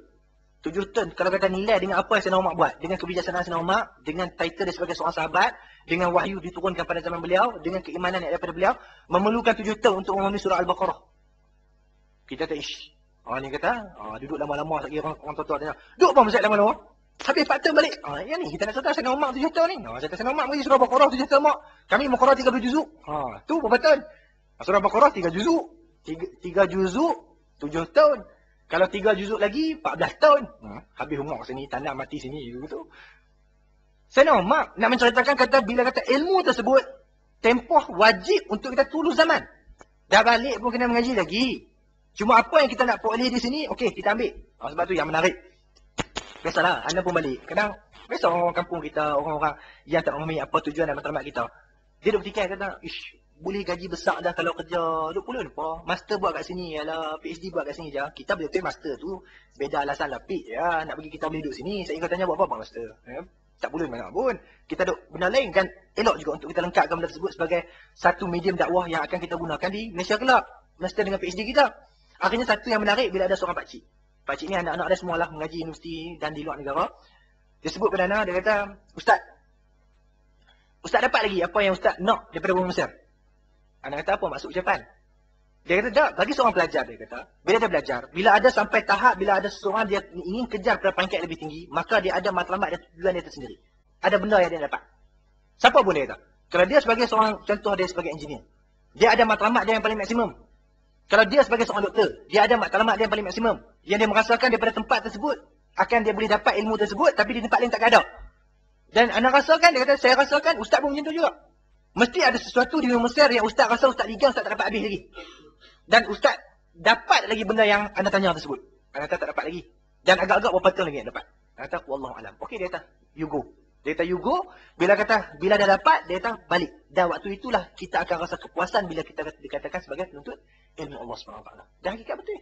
Dan bahasa dia tu memang menyentuh perasaan. Memang menyentuh hati. Dan tokoh intelektual, orang cerdik. Dia kata, semua memang kami merasakan benda yang sama. Kita mengejar kepuasan dalam tujuan benda kerja yang kita buat. Bila kita buat hasil, technician ke apa, jadi gambar elok, apa kita boleh tengok, mikrofon elok, ilmu sampai belakang kawan kita puas dengan kerja kita. Kita mengajak orang faham, kita puas. Kita baca, kita faham, kita puas. Kita hafal, kita ingat, kita puas. Semua kepuasan matlamat. Tapi kalau kawan-kawan kita, ngaji habis 4 tahun, dapat sijil, balik-balik, apa pun tak tahu. Walaupun kita mengaku kita azhari, tapi kita tidak puas dengan diri kita. Kita aib dengan diri kita. Dan kan kita tak berkenan untuk dalam masyarakat sebab kita gagal untuk menyelesaikan masalah masyarakat. Orang tanya hukum ni, kita tak tahu nak jawab. Orang tanya hak ni pun kita tak reti nak kata. Orang sembang buat apa pun, kita tak mampu untuk rasa campak. Sebab apa? Kita tidak puas dengan apa yang kita nak. Kita tak dapat apa yang kita nak. Tapi kalau kita dapat apa yang kita nak, okey, pergilah di mana pun. Sampailah di bumi mana pun, insya-Allah kita akan mampu untuk menjadi satu benda yang berfaedah kepada masyarakat yang berada di sekeliling kita. Ini hakikat yang dikatakan Wahabi. Panjang perbahasan. Cari kitab-kitab. Cari antara kitab yang baik membahaskan tentang masalah tersebut, kitab Tarikh Mazahib Al-Islamiyah yang dikarang oleh Imam Abu Zarah. Imam Abu Zarah memang muqtadil dalam perbicaraan. Dia tidak ada, kita pun tak berkenan kadang-kadang baca buku-buku yang dikeluarkan oleh Tarikat Al-Ibrahimiyah. Ada kadang-kadang jual tepi jalan nak murah tersebut. Bantai Pok Wahabi tu macam bantai daripada tu kapiak. Oh, yang geng Pok ni pula hentam Wahabi, kata Wahabi ni kapiak. Hak Pok ni pula hentam Pok Tarikat, kata Pok Tarikat ni kapiak. Dah kali dua-dua kapiak, dua-dua masuk neraka dua-dua. Tak syok, kita tak sonok jadi macam tu. Kita nak penilaian kita matang. Sederhana, tidak disertakan emosi, mencari hakikat realiti apa. Sebab kita hidup dunia ni sementara. Nak cari kebenaran dan kita nak kita selamat. Kita nak kawan-kawan kita selamat dan kita nak masyarakat yang berada di sekeliling kita selamat mendapat panduan yang sebenar. Bukan panduan yang ditokok tambah, yang kita terkeliru dengan fahaman tersebut, akhirnya kita memperjuangkan satu benda yang salah dalam tempoh hayat kita di kandung badan. Itu tujuan. Cara kita Tarikh Al-Mazahib Islamiyah, Imam Abu Zarah membahaskan Wahabi siapa dia, Salafi siapa dia, Muhammad bin Abdul Wahab siapa dia, dan nanti juga kita akan jumpa kan siapakah Muhammad bin Abdul Wahab pada pandangan ulama ilmu yang dikarang oleh Syekh Zahid Al-Kautsari. Ada risalah tentang masalah tersebut, berkenaan tentang masalah siapakah Muhammad bin Abdul Wahab dan tokoh-tokoh individu seumpama mereka, walaupun mereka masih lagi berada dalam mazhab pendapat ulama, tetapi realiti pandangan mereka itu tidak lebih iftitan kepada agama dan punca kepada masalah yang berlaku pada hari ini. Sekarang kalau kita nak bicarakan tentang simpan janggut, memang dalil kuat. Kuat dalil. Kita kembali balik. Kan sebut tadi mengatakan sunnah tu hakikat apa dia? Yang kata Jibili itu tak dikatakan sunnah. Kalau sekiranya kita nak melakukan perbuatan adat, naluri Jibili Nabi, diri muasafat Nabi, Nabi makan dengan 3 jari ke, Nabi makan duduk angkat kaki ke, Nabi makan ala sufrah, Nabi makan roti, Nabi tak makan nasi dan seumpama dia. Kalau Jibili yang macam tu, itu tak dikatakan sebagai sunnah. Kecuali kalau disertakan dengan niat. Nak pakai jubah, kalau ulama mengatakan, buka. Kalau tak percaya dengan ucapan anda, buka kalam Dr. Wahbah Zuhaili. Tak percaya dengan ucapan anda, buka kalam Dr. Rahmat Muti. Kan masalah macam ni, kita kan, hawa nafsu kita menahan pemikiran kita untuk terbuka. Kenapa? Tak boleh. Macam Pak Wahabi. Kan bincang, duduk dengan Syekh Jumaah dulu, kami baca Sunan Ibn Majah. Baca Sunan Ibn Majah, masuk bab berkaitan dengan masalah apa? Masalah tentang solat masjid yang ada kubur. Ada Pak Wahabi duduk sebelah kanan. Duduk belah kanan, dengar, tengok. Rajul murtahi, okey duduk. Sebab apa? Mungkin faham sekali dengan kita di Azhar ngaji. Duduk mengaji sampai tentang masalah tersebut, Syekh Jumaah bantai. Syekh Jumaah memang bahasa dia kasar. Dia bantai pedih, pompang. Bila bantai Hak Wahabi ni, dia pegang plastik bag dia nak mangkit. Nak mangkit bahasa macam hujah kuat, duduk balik. Lepas tu nak mangkit. Sebab apa? Marah dengar Syekh Jumaah. Syekh Jumaah macam ni lah kira dia. Dia urut-urut pang. Macam tu lah kita kata. Kira sambil diurut, pujuk, pang tampak. Betul pergi coklat pula. Oh, saya minta maaf lah. Tak okey, saya maafkan. Bam pula kena pula. Syekh Jumaah macam tu perbuatan dia. Dia luku, dia urut. Hak dia ni panas bengkok ni. Panas duk nak mangkit. Tapi Syekh Jumaah ni Kalam Baydawi. Oh, dia keluar pendapat dah. Kalam Baydawi mengatakan hukum kaza. Lepas tu sakit dia keluar. Itulah Wahabi tak cerdik, bodoh. Bila maki begitu, dia ni nak mangkit. Tengok apa kata Suyuti. Imam Suyuti dia pasal sedap kat Imam Suyuti. Jadi duk pulun duk olah. Sebab tu habis Syekh Syartut dulu bah. Dulu Wahabi dahsyat kan? Kalau siapa yang ngaji dengan Syekh Syartut, Wahabi dahsyat. Tapi dia kata aku tersesat dalam tempoh masa yang panjang. Akhirnya diubah oleh Mufti Jumhuriyah dengan pemikiran yang sebenar menjadikan aku nampak agama ni memang luas. Memang cantik. Memang universal. Memang tu agama yang solihun kulli zaman wa makan. Tokoh korporat nak duduk, tokoh intelektual nak duduk, tokoh agamawan nak duduk, agama ni sama rata. Sebagaimana mereka yang intelektual beramal dengan agama dengan sempurna, kita pun boleh beramal dengan sempurna. Tak ada perbezaan. Kalam Dr. Sa'aduddin Al-Nali mengatakan, dalam agama tidak ada dikatakan Rijaluddin, tak ada. Yang ada istilah kata individu agama tokoh yang dikatakan rahib, pendeta, masalah tersebut hanya ada dalam agama Nasara, dalam agama Islam tak ada. Kita dikatakan sebagai tokoh agamawan yang mengenal hukum hakam agama, hukum syarak. Tak ada pun kata kita ni lebih aula untuk masuk syurga. Tak ada pun kata kita lebih aula dengan Allah Ta'ala. Tak ada pun siapa kata kita lebih dekat dengan Allah Ta'ala dengan disebabkan ilmu yang kita ada. Tak. Kita beramal bertepatan dengan ilmu yang kita perolehi, okey. Kita akan sampai. Sebagaimana orang yang tak ada ilmu, yang tak mengaji agama, tak datang azhar pun, beramal dengan ilmu tersebut juga sampai pada Allah Subhanahu Wa Ta'ala. Dan tak disyarat pun. Bila mana di akhirat kelak, bila kata ulama mesti lebih tinggi daripada orang yang tak mengaji agama. Tak ada. Tak ada pun fahaman tersebut. Dan salah fahaman tersebut. Kalau sekiranya ada. Bahkan mengatakan sesiapa yang bertakwa itu yang akan lebih tinggi. Kemudian mungkin anak murid kita tak biasa mengaji azhar pun, kita mengajak beramal betul dengan ilmu kita sampaikan. Baca Riyadhus Shalihin hadis 2-3, beramal dengan sepenuh amalan. Di akhirat dia tengok kita duduk syurga peringkat yang kelima, dia duduk syurga peringkat yang pertama. Dari jauh. Sebab apa? Takarub dia lebih dekat. Tidak ada istilah dikatakan Rijaluddin. Tapi kalau agama Nasrani ada, ni rahib. Kalau rahib, maka ni confirm. Syurga peringkat tertinggi. Mereka ni rahib. Kalau mereka tidak boleh untuk dipertikaikan. Ucapan mereka tak boleh kaza-kaza. Kita berbeza. Itu yang dikatakan sebagai agama Allah SWT. Maka kembali kepada kemurnian, keaslian, turas yang ingin untuk kita kaji, turas yang ingin untuk kita keluarkan. Kalau tentang masalah janggut, memang kita sebut tadi. Mengatakan dalil kuat. Dalil kuat dalam mengatakan masalah itu merupakan masalah yang wajib untuk kita simpan. Tetapi untuk kita memfatwakan dengan untuk kita mengharam kepada masyarakat itu bukan satu dalil yang cukup kuat. Sebab apa? Dalil itu masih lagi tak kuat. Mufti Jumhuriyah dia buat alasan cukup mudah. Dia kata betapa dangkalnya Pak Wahabi dalam menganalisa masalah tersebut. Maka hanya mengeluarkan setengah-setengah masalah. Kalau kita buka tentang masalah apa? Masalah memang disebut dalam Fathul Bari. Ucapan tersebut bukan kalam mufti, bahkan kalam yang disebut oleh Ibn Hajar dalam Fathul Bari. Masalah yang berkaitan dengan adat. Masalah yang berkaitan dengan masalah yang dikatakan urusan kemasyarakatan, dia tidak ada kaitan dengan masalah agama. Kalau kita nak beramal, perlu disertakan dengan niat. Kalau tidak beramal, itu pun tidak boleh untuk kita bid'ahkan masyarakat. Antaranya adalah masalah janggut. Yang kedua, masalah apa? Masalah berinai. Kan Nabi kata apa? Bezakan syait. Bezakan kamu punya uban dengan diinaikan uban-uban kalian.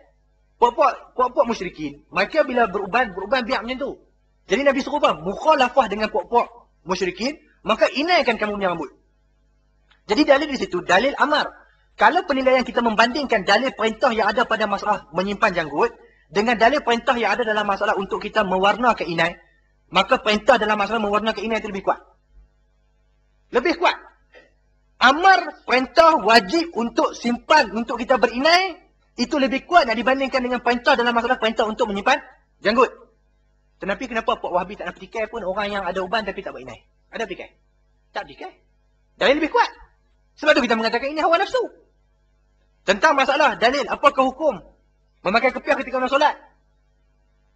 Tak ada ulama mengatakan sembahyang itu tak sah. Sebab itu adat. Pendapat Syafi'i ketika mana dia ada di kota Baghdad mengatakan okey, siapa yang tak pakai kepiah tidak akan diterima riwayat hadis dia. Tapi bila sampai di Mesir, okey, tak apa, tak pakai kepiah pun tak ada masalah. Sebab apa? Sebab itu adat. Adat yang menilai siqah seseorang ataupun tidak berdasarkan perbuatan. Kita duduk sini okey, pakai kot ke pakai apa ke pakai baju batik, bersyarah beragama pun orang pakai semua. Tapi duduk Malaysia, buat baju lengan pendek, buat pakai seluar track, buat pakai baju t-shirt biasa aja, bersyarah tentang Quran dengan hadis, hebat orang mana pun orang tak pakai. Kan berbeza masalah tersebut.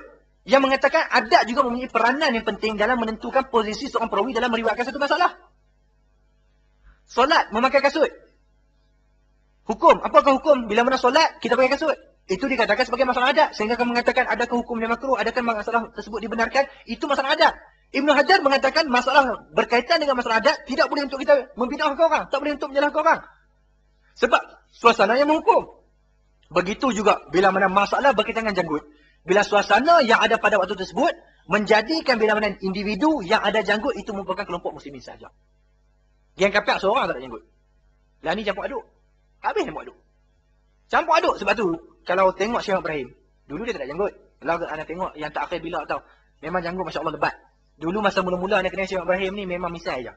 Janggut ni tak ada langsung. Tak ada langsung janggut Syekh Ibrahim. Bila orang petikai kata Syekh, orang tak pakai. Kadang-kadang orang kata mengapai kutuk tis'ah, bawa Wahabi. Tanya sebab apa? Ilmu dia masya-Allah tabarakallah. Kalam dia sebut bukan kalam dia boleh kitab-kitab. Tak dipakai, tak ada janggut. Simple lah Wahabi. Dia bercakap bukannya dia bercakap. Tengok kitab, hafal kutuk tis'ah. Haddasana, kalau kata hafal matan, boleh gagah lagi kita diterima. Ni bukan kata mengapai matan. Mengapai sekali dengan sanad. Haddasanaan. Kita selera habis dah. Nama kawan bertukar tingkat 1 siapa duduk, tingkat 2 siapa duduk. Kan cuba ingat. Cuba ulang macam tu sudah lah. Tingkat 1 Pak Id, tingkat 2 pejabat, tingkat 3 siapa dia? Ha, siapa? 4 berapa? Lepas tu tukar. Yang ni ingat semua ni, nama pula. Kadang-kadang Muhammad bin Muhammad, Muhammad bin Ibrahim bin Muhammad, tukar pula dah. Kita selera habis dah. Ingat, tapi tak pakai. Kira janggut tak ada. Buat Wahabi, simple. Sebab apa? Sebab masalah tersebut berkaitan dengan adat. Kalau kata itu yang Nabi mengatakan khaliful Yahud, khaliful musyrikin, khaliful majus, bezakan kalian dengan puak-puak tersebut. Tujuan beza tersebut untuk menzahirkan kriteria kita. Tapi pada hari ini, sama semua. Tak ada beza. Sebagaimana kalau sekarang kita buka fatwa-fatwa Azhar yang lama. Buka, cari kitab-kitab fatwa Azhar lama. Kan Majlis Ala, dia berkeluar 20 jilid. Majlis Ala Islami keluar tentang Al-Fatwa Islamiah yang dikeluarkan dari Fiqh sepanjang tempoh 1 tahun. Di antara fatwa yang akan kita jumpa, hukum pakai kek, hukum dia haram. Ini topi ni. Kek. Quba'ah ataupun topi koboi tu. Hukum dia haram. Kalau kita buka juga dalam Allahumma salli ala sayyidina Muhammad, Kamus Marbawi, kan Syekh Marbawi kita, Kamus Marbawi. Dalam Kamus Marbawi tu cuba cari perkataan quba'ah. Quba'ah, topi koboi tersebut. Dan ditambah oleh Syekh Marbawi, dia kata apa? Hukum dia haram untuk memakai. Haram pakai. Pakai baju bang. Baju kot, pakai tie, pakai seluar. Haram untuk kita pakai. Tapi lah ni ada siapa kata haram? Siapa kata haram tu akan dicemuh untuk guru tu. Akan dikutuk. Sebab apa yang ulama Azhar dulu kata haram? Sebab itu kriteria yang hanya khas kepada puak-puak musyrikin. Dulu tak ada seorang pun yang dikatakan terdiri daripada orang yang beriman yang pakai topi macam tu. Tapi lah ni, suasana dah berubah. Keadaan dah berbeza. Situasi dah tak sama. Tak sama apa dia? Yang mengatakan bila pakai kepiah tersebut, pakai topi tersebut, itu tak mencerminkan dia sebagai kafir. Bila pakai kot, pakai tie, tak mencerminkan dia sebagai kafir. Sebab itu adat. Bila itu adat, maka selagi mana benda tersebut intisyar kepada semua orang, kafir, muslim, maka tak boleh dituduh sebagai benda itu merupakan perbuatan yang salah. Tapi dulu Azhar tak teragak-agak untuk mengatakan haram untuk pakai. Sebab bila pakai benda tersebut, tanda mengatakan dia bersama-sama dengan puak-puak kafir. Pakaiannya sama dengan puak-puak kafir. Yang dikatakan sirak baina tarbus wal imamah. Satu masa dulu di Mesir, pertembungan di antara golongan-golongan yang pakai tarbus, kan tarbus tersebut, dengan golongan yang memakai imamah. Geng imamah. Ni geng tarbus ni, geng-geng puak-puak sekular. Geng puak-puak tak betul, geng puak-puak yang sesat. Kan faham-faham macam tu wujud. Maka adat tersebut dia akan berubah mengikut keadaan. Jangan kita sempitkan pemikiran. Kalau majlis damai, menjadikan kita masuk safarah, pakai jubah. Oh, pulut, jubah, serban. Relax, Syekh. Adat. Yang mengatakan benda tersebut kita nak mempamerkan kecantikan dengan perbuatan kita. Bukan kita nak mengundang cemuhan dan celaan orang. Haram hukum dia kalau sekiranya dengan amalan yang kita lakukan menzahirkan kepada benda celaan kepada apa yang kita buat. Balut serban, tak elok. Apa menyebabkan orang tak berkenan pakai serban? Baik tak balut serban? Balut serban apa ada betul? Pakai serban, balut macam sing. Menyebabkan orang ini apa? Nampak macam bengali punya. Haram buat benda tersebut. Berdosa tu bukan berdosa kat orang kata tu satu. Orang yang melakukan benda tersebut pun berdosa sama. Sebab kita punca kepada terfitnah agama yang kita laksanakan. Itu adat. Maka pemikiran kita ni buka balik. Mengikut, jangan buka dengan pemikiran yang ada sekular pada hari ni. Hari tu menteri kita sembang, serabut dah tu. Itu jangan kira. Tu ikut dah dia, Bosan bercakap. Pemikiran sebagaimana terbukanya pemikiran para fuqaha kita. Pemikiran para sahabat kita. Dalam menilai suasana yang macam tu. Sahabat kita, pakai jubah, pakai jalabiah. Bila pergi ke negara Eropah, tak ada masalah pakai seluar. Pakai seluar. Janji tu tak aurat, tak ada masalah. Adat berubah, orang tidak mencemuh. Sekarang, kau pakai topi, kita buat kerja ke apa-apa, panas ke apa, nak buh topi lain. Nak elok hangat, tak ada masalah. Lain ni orang pakai baju batik, ustaz ke, tok guru ke, sama semua pakai. Lain kalau sekiranya muasafat itu pakaian yang khusus kepada orang-orang kafir. Pakai kot, pakai tie. Doktor Azhar kita, alim alamah pun macam tu, yang tak macam tu pun pakai. Tak ada perbezaan. Adat tu dah berubah. Kenapa perlu untuk ditabdiatkan? Macam tu juga tentang masalah janggut. Dulu ya. Dulu sesiapa yang tak nak janggut, itu merupakan muasafat seolah-olah dia ingin keluar daripada kelompok yang dikatakan sebagai muslimin. Dia nak tasywif pada masyarakat. Tapi sekarang dah tak sama. Bila janggut ada pada kita, dan janggut juga ada pada orang-orang kafir, bahkan tengok beberapa masalah yang kerana janggut dah syari. Lagi kemas daripada jaga. Kita tak boleh nak beza. Walaupun kita tak boleh nak beza, amalan tentang adat tersebut adakah tak perlu untuk beramal? Kita mengatakan beramal. Tetapi dengan niat untuk tasyabuhan dengan Rasulullah SAW. Pahala dapat. Pahala dapat. Sebab apa? Sebab adat tersebut dilakukan oleh Nabi. Kita ingin beramal pada semua kriteria. Pada semua keadaan. Pada semua muasafat. Syama'il kita belajar. Walaupun pada makan. Cara duduk. Kan kadang-kadang. Syanuddin. Anda dulu rumah kan ada meja makan. Punca sebab anda buang meja makan tu disebabkan dua sebab. Sebab yang pertama. Sebab hak main mengaji tu dah tak cukup tempat. Memang nak buang. Yang kedua sebab Imam Syanuddin tak mau makan atas meja. Bukan makan atas meja tu. Duduk atas meja. Tak. Duduk atas kursi lah makan kat meja. Tu pun majaz akli. Alaqah dia. Tu kena fikir sendiri. Ni pun sahabat-sahabat kita kadang. Cerita baru ni adalah seorang Yahoo Messenger, YM, anda duduk online. Akhirnya tanya, Ustaz, nak jumpa Ustaz, nak tanya tentang masalah balaghah. Anda kata, tak apalah, main lah. Ataupun kalau boleh tanya kat sini, tanyalah. Tak boleh main sampai, daripada tonton nak main ke Keirah tu kan jauh. Nak main tanya masalah balaghah yang sikit dia. Lepas tu tanya masalah apa dia? Dia kata tentang masalah majaz mursal.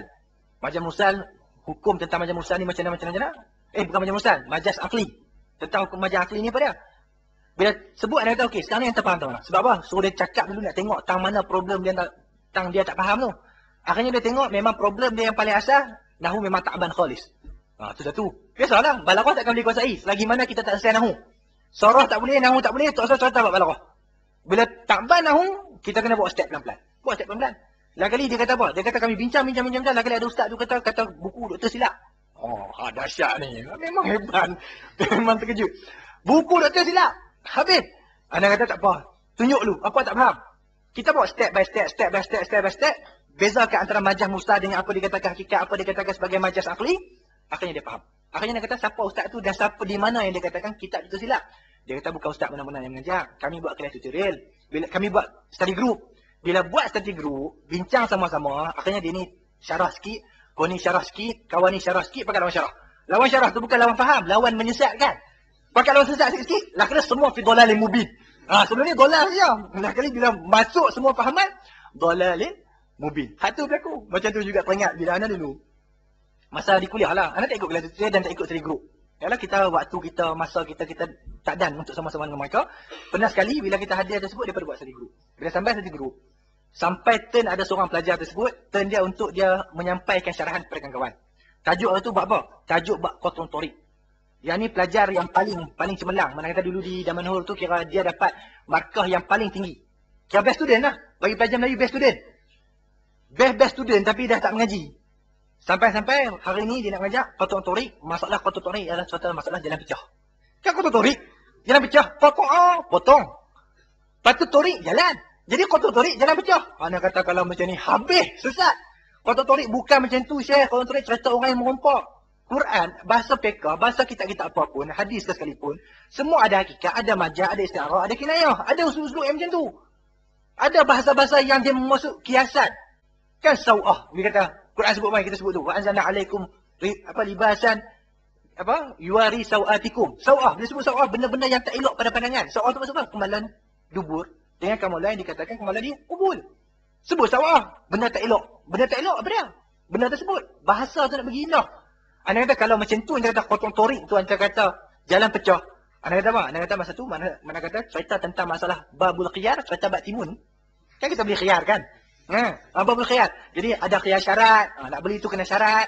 Ada khiyar apa? Khiyar aib, tu timun buruk. Jangan beli khiyar aib. Kan jadi macam tu. Sebab kita nak serasikan dengan fahaman dia. Sebab dia kata babul khotong torik itu jalan pecah. Jadi dia kata bab tentang bab khiyar tu bab timun lah. Kemudian dia kata satu lagi, bab yang menarik. Bab ni kira paling best. Bab apa? Bab Ihya al-Mawat. Ihya al-Mawat, cara menghidupkan orang mati. Ni kan best ni. Siapa yang mati, macam mana kita nak belajar ilmu Ihya untuk menghidupkan orang mati. Pakat jadi zombie weh. Pakat jadi mayat-mayat hidup. Bukan cerita Ihya al-Mawat, cerita hidup orang mati. Ihya al-Mawat menghidupkan tanah yang gersang. Cerita Qotong Torik, cerita tentang masalah perompak. Tapi, pakat dulu lawan sesat ni. Lawan sesat. Kemudian ada sekali pula, buat gladiator ni, geng-geng lain pula. Geng-geng lain buat gladiator. Sebab tu tak mau hadir kita kena nak komen. Mereka pun tak mau. Kita hadir ni buat pening mereka. Mereka nak faham bagi betul. Yang penting boleh jawab Pak Ihsan, najah okey. Ni bila kita main, merosak majlis mereka. Okey kita tak main. Tapi hari tu sekali ada juga. Terrosakkan majlis mereka. Bila terrosakkan majlis mereka, ada tolong jawab. Dah hujah tu memang konkret. Sampai hari ni anda ingat. Dia kata apa? Bila anda sebut tu, anda kata, apa ni? Seorang baca rofok, seorang baca kasrah, seorang baca fathah. Dia kata, anda tu baca ikut dan ni baris ni. Kita boleh baca ikut dan. Bila sebut begitu, semua kat sengap lah. Kita kata tu tak boleh lah macam tu. Kadang ada hadis. Kan ada hadis apa? Layul wajidi zulmun. Hadis tu kata layul wajidi. Dia baca apa? Li al-wajid zulmun. Kan lam ya. Cara tulis baris tu lam ya. Bila lam ya, mereka ingat li. Bagi aku, bagi orang yang ada itu, satu kezaliman. Terjemah ikut dia. Ikut suka lah terjemah. Tak ada masalah kan. Sebab kita fuqaha semua. Jadi nampak hadis lam ya li. Al-wajid, orang yang mendapati. Zulmun, satu kezaliman. Okey. Bagi aku, bagi orang mendapati satu kezaliman. Jadi perbahasan pada. Cuba agak-agak bagi serasi elok. Dapat jumpa lah. Sedangkan hadis bukan lil wajid. Hadis apa? Layul wajid. Iaitu melengah-lengahkan. Layu itu maksudnya makruh. Orang yang melengah-lengahkan. Bagi orang yang wajid, ada duit untuk membayar hutang. Sengaja melengahkan. Itu satu kezaliman. Itu maksud hadis. Tapi tak mengaji, ikut dan. Bila ikut dan, hadis baca salah. Kitab baca salah, semua baca salah. Anda kata, apa baca salah? Akhirnya seorang tu jawab. Dia kata, dia dalam Pak Ihsan ni bukan penting. Yang penting adalah tulis. Bukan yang penting itu adalah baca. Baca betul. Tapi tulis salah buat apa? Mana katakan apa tu? Entah, baca betul. Tapi kalau anda tak ngapai, anda boleh najah Pak Ihsan? Tak najah. Yang sekarang ni, baca bila macam mana pun. Tapi yang penting, tulis tu betul. Bila tulis betul, insyaAllah kita akan najah dengan jahit murtafi' ataupun jahit jidan. Memang hujah dia tu kuat. Betul nak kata memang betul. Entah memang betul. Memang betul. Sebab, duk kalut nak tentu baris, nak tentu harakat. Bila kan cerita tentang ulama nahu. Yang duk marah anak dia. Cakap bahasa tak betul. Bila satu hari tu, api sambak baju pok dia. Anak duk fikir, nahu nak kena betul. Sambak satu badan. Sebab apa duk fikir nahu betul tak betul? Dia kata ada situasi jaga nahu, ada situasi tak perlu untuk jaga nahu. Ni nak jaga tata bahasa ni. Bila nak jaga tata bahasa, pak dah terbakar ni. Dia tak berani nak cakap. Sebab apa? Sebab kena atuk ayat dulu. Atuk ayat. Marfu' mana, mubtada' mana, okey. Lah kali pak tu dah terbakar hangus bila. Lah kali pak ingat pula. Pak ingat marah anak. Apa ni tunggu nahu? Lah, itu pak kata suruh jaga nahu. Ni pak pula kata tak jaga nahu. Menyebabkan takut masalah yang macam tu. Ini kesan. Kalau tutorial pun yang tak tahu kata wallahu alam, tanya orang rujuk. Jangan duk dusta-dustakan dengan fakta yang bercampur maklumat. Nah kali kelas tu menjadikan kita tak yakin dengan ilmu kita. Sebab tu duk heran. Orang tak ikut surah lah apalah. Kena untuk nakik, duk menyesat anak murid. Orang duk fikir nak pi. Tu faktor juga. Nak pi syarah hadis, syarah tafsir, syarah dia sirah ikut dah dia. Dia berasa nak syarah macam mana, lepas tu dia istinbat mesti kenal dengan dia. Dengan perjuangan dia bawa. Kan dia ada set dah. Dia punya thinking pemikiran. Okey, yang ni kita kena faham kat ahli-ahli kita dengan hak ni, dengan hak ni. Ambil dah dalil mana pun yang penting teguhkan apa fahaman yang kita bawa. Ikut dah dia. Lah kali orang mula-mula boleh juga nak rapat dengan kita, orang lari kuih. Sebab apa? Sebab kata kita menyesat orang. Ni punca masalah. Tapi kalau tak lantik dia nakik, tak ada orang. Kalau lantik, menyusah orang. Bain wa bain. Jadi menyebabkan kita pun tak tahu nak buat kerja macam mana. Yang penting kesedaran yang ada dalam diri kita. Bertindak dengan kemampuan kita. Jangan melakukan benda yang kita tidak berkelayakan. Macam ni dalam masalah i'fa'ul lihyi, nak simpan leha, janggut, simpan. Itu tuntutan. Tentang masalah orang meninggalkan masalah tersebut, jangan untuk diperdebatkan. Sebab masih lagi ada pandangan-pandangan ulama dalam menghukumkan perbuatan tersebut bukan merupakan benda yang dururi, wajib, sebab ada alaqah dengan yang dikatakan sebagai adat. Kalau kata haram benda tersebut tak ada janggut, patutnya orang tak ada janggut tu kena usaha bagi tubuh janggut. Kan macam tu fahaman kita. Dan semua masalah ibadat. Kalau benda ni merupakan satu tuntutan, maka kita kena laksanakan. Kena usaha untuk laksanakan. Selagi mana ada jalan untuk laksanakan, kita kena laksanakan. Semayang, selagi mana boleh semayang berdiri, tak boleh semayang duduk. Walaupun terpaksa bertongkat. Kan dalil mengatakan, kalau sekiranya kita dengan bersandar, boleh menjadikan kita semayang diri, wajib untuk kita bersandar. Tak boleh semayang duduk. Sebab ada lagi cara. Kalau dengan cara minyak buah bagi tumbuh, buah minyak apa-apa bagi tumbuh, wajib kena tumbuh. Tapi tak ada siapa berfahaman dengan fahaman yang macam tu. Tak ada. Sebab itu alaqah dengan adat. Dia bukan dengan ibadat. Yang ibadat yang Nabi sebut, yang Nabi cerita, Nabi bagi prinsip, itu ibadat yang jelas, yang pasti. Memang ada di antara adat-adat yang masuk menjadi benda-benda agama. Macam kita mengatakan imamah, yang dikatakan sebagai jubah, yang dikatakan sebagai pakaian-pakaian yang dilakukan oleh Rasulullah. Ya, tapi kena disertakan dengan niat. Untuk tasyabuhan dengan Rasulullah. Itu hakikat sunnah pada makna yang sebenar. Bukan sebagaimana yang kita terawang-awang dalam memahami maksud yang telah kita sampaikan. Puak Wahabi menjadikan ini iftitan. Menjadikan iftitan dengan dalil hadis sebab. Qaliful musyrikin. Menyalahilah para musyrikin. Wafiru al-liha. Penuhkan janggut kalian. Wa'afu asyawarib, maka hilangkan syawarib. Ini khilaf di kalangan ulama dalam menentukan afu, maksud yang dimasukkan dengan afu tersebut. Adakah dikatakan qasu? Qasu kita potong bagi nampak bibir, jangan sampai bibir ni tertutup. Itu qasu. Ada yang dimasukkan dengan yang kata afu syawarib, iaitu dia katakan sebagai istiqsal. Istiqsal ni potong habis, hilang misal. Ikutlah siapa nak mengambil pandangan tentang masalah cukur janggut ataupun nak mengambil pandangan mengatakan simpan cukur janggut, maaf. Yang mengambil pandangan mengatakan cukur misai ataupun yang mengambil pandangan mengatakan simpan misai, itu masing-masing dengan dalil masing-masing. Kedua-dua dalil ada kekuatan, cuma tidak ada perdebatan yang panjang mengenai masalah janggut. Boleh dikatakan ke semua ulama sepakat mengatakan janggut itu wajib untuk kita simpan. Wa tawfiruha, iaitu memenuhkannya, i'tauha wa adamu halaqiha. Halaq diberi fathahkan, halaqiha bukan halqiha. Halqah itu merupakan ni, halqah yang kita buat ni, halqah ni nama ni. Kalau halaq itu cukur. Halaqiha dan tidak mencukurnya. Wal musyrikun al-maqsud muqalafatum, dan golongan musyrikin yang dituntut untuk kita mukhalafah mereka adalah majusi. Kahnu yahliquna lihahum, maka itu mencukur janggut mereka. Halqiha wal musyrikun maksud kanu mahliqu wa yutilu syawaribahum, dan mereka memanjangkan misai-misai mereka. Wa hadzal amru min babi mukhalafatil musyrikin fi jala'ilil umur wa daqa'iqiha, iaitu menyalahi musyrikin dalam semua perkara, dalam semua bab, dalam semua perspektif. Nanti kita akan jumpa juga risalah yang dikarang oleh Syekh Zaid Al-Qasari tentang masalah perbahasan mengenai mukhalafah Yahud. Adakah yang disebut man tashabbaha biqaumin fa hum minhum pada semua perspektif, ataupun ada benda yang dikecualikan. Kita pakai Mercedes, oh tashabbaha biqaumin. Kereta ni Yahudi punya, Jerman punya, tak boleh pakai. Siapa tak ada orang faham macam tu. Tak ada orang sesempit tu. Ambil apa? Ambil spek mata jenama apa daripada Jerman. Kan sini Mesir banyak ambil daripada Eropah, daripada US dan juga daripada Perancis. Oh ni tak boleh. Tashabbaha biqaumin. Yang ni apa? Yang ni spek yang dipakai oleh Bush, kita pun pakai seolah-olah kita berbangga dengan Bush. Takkan sesempit itu agama? Tidak. Nanti kita akan jumpa risalah membahaskan dengan fahaman mengenai masalah yang telah kita bicarakan. Macam mana untuk kita memahami masalah tersebut. Dan riwayat Bukhari, Muslim, Tirmizi, Nasa'i, Abi Dawud dan juga Abu Hurairah menyebut khisal fitrah. Wa minha, di antara cabang-cabang fitrah yang wajib untuk kita buat. Ada sebagian mengatakan 5, ada mengatakan 8, ada mengatakan 10. Pada riwayat yang muta'adidah. Di antaranya qasu syarib. Maka sekarang ni nak digabungkan. Afu membuang. Qasu syarib, adakah qasu syarib ni bertindak sebagai apa? Mubayyin kepada maksud afu. Kan itu pengamatan dalam ilmu usul fiqh. Dalam ilmu usul fiqh ada hadis nari yang akan mensyarahkan. Bila tengok hadis banyak-banyak, afu kita rasa buang. Bila buang, kita ihtimal apa? Ihtimal buang dengan gunting lebih daripada bibir, itu buang juga. Buang semua pun buang juga. Jadi ihtimal. Bila ihtimal, macam mana kita nak meneguhkan maksud yang ingin kita maksudkan? Maka ambil hadis lain. Ada hadis mengatakan qasu. Bila qasu, jadi afu di atas tersebut tidak lebih buang yang Nabi ingin maksudkan adalah buang di bahagian melebih daripada bibir. Nampak tak pengamatan ulama fuqaha dalam menganalisa hadis? Kalau puak Wahabi mudah, afu buang habis. Sedangkan ihtimal maksud tersebut, kita kena satu persatu, step by step untuk kita apa? Memahami apa yang ingin Allah dan juga Rasul maksudkan. Itu peranan ilmu usul fiqh. Bukan sedangkal sebagaimana semula-mula dalam kita mensyarahkan semua masalah. Qasu syarib. Pertama, i'fa'u liha faqat tawatara fi'luhu 'ani Rasul. Pertama, dari sudut perbuatan kita tahu, memang Nabi memang sempat janggut. Para sahabat pun sempat janggut. Tak ada siapa pun yang meninggalkan untuk menyimpan janggut. Walam yatruku ahadun minhum. Tak ada seorang pun daripada mereka yang meninggalkan untuk menyimpan janggut. Wal amru huna lil wujub ma lam yasrifu sarifun ila nadbi. Maka perintah di sini menunjukkan atas masuk wajib. Kan memegang pendapat jumhur. Kitab kita nak beramal dengan sunnah. Kitab kita nak beramal dengan Al-Quran. Kita tak mengambil pendapat lemah. Walaupun kita mempertikaikan sikap Wahabi.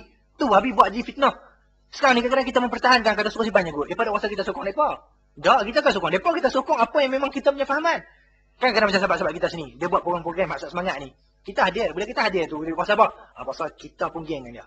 Kita kan geng dengan dia, kita nak tengok dia bercakap ni macam mana. Tengok pemikiran dah jauh pergi mana. Ada perkembangan tak, sihat tak sihat, rosak ke pemikiran. Kita nak menilai. Dia nak kuasa kita ni sama dengan dia. Tak, nanti dulu. Kita tak semestinya kita menilai hak itu adalah hak, batil itu adalah batil. Kita hadir nak tengok pemikiran orang yang bercakap. Adakah pemikiran ni sama dengan 10 tahun yang dulu ataupun dah berubah, dah makin cerdik. Itu tujuan kita. Tapi dia duduk kuasa apa? Dia duduk kuasa kata, oh ni, bagus Alhamdulillah Ustaz ni bersama dengan kita. Dia bersama-sama dengan apa kita bawa, betul apa kita bawa. Hak tu kita punya dakwah. Dia tak ada apa pun. Dia sengap ya. Ni kita menyebabkan kita terus tersesat. Dia terus tersesat disebabkan salah dalam penilaian. Macam tu juga Pak Wahabi. Kita ada cerita suruh simpan janggut. Simpan janggut dia kuasa kita sokong dia. Bukan sokong dia. Kita sokong nas. Kita sokong dalil. Bukan kita menyokong dengan mereka. Kita menyokong apa yang menjadi ketetapan berdasarkan kawaid-kawaid yang mu'tabarah. Wala sarifun fi sunnah ila nabi. Tidak ada benda yang memalingkan daripada maksud sunat. Fa yabqal amru 'ala al-wujub. Kekallah perintah itu dengan kewajipan. Wa bihadza wajaba i'fa'u lihya li'alla al-waridah. Oleh kerana itu wajiblah untuk melebatkan janggut dengan alasan yang telah disebutkan dalam hadis, iaitu mukhalafah kepada musyrikin. Yang kedua, amma i'fa'u syari' faqad ja'a marratan bi lafzil i'fa'. Ada sekali datang dengan i'fa' dan sekali datang dengan lafaz qas. Jadi ada satu dengan i'fa' mengatakan menghapuskan, buang. Ada sebahagian mendatangkan dengan lafaz qas. Wa min huna qala ba'dul ulama, ada sebagian ulama mengatakan hukum dengan misai, okey, kita qas, gunting jangan lebih pada bibir ni, jangan lebih. Okey, ambil pandangan tersebut silakan. Wa ba'dhum bil istisal, istisal tu habis buang, licin, cukup tadi hari. Katanya wallahu alam. Katanya bagi para pendai elok untuk mengambil pendapat yang mengatakan istisal. Sebab orang yang ada misai ni nampak lebih garang. Katanya wallahu alam. Katanya macam tu. Sebab itulah ramai di antara tuan-tuan kita, dia kata apa? Dia kata bila dia buh misai, orang takut dengan dia. Tapi bila buang misai ni, dia nampak manis dia lain sebab simpan janggut saja, kita buat janggut sikit saja. Dia nampak manis tu lebih nak dibandingkan dengan yang dikatakan dengan buang secara, dengan dikatakan sebagai gunting. Ikutlah masing-masing dengan pendapat yang mengatakan gunting, dengan pendapat yang mengatakan buang habis, masing-masing. Ini masalah yang kita bicarakan ni untuk ikhwah saja nak, akhwat tak termasuk nak. Akhwat wajib buang semua walaupun kalau ada.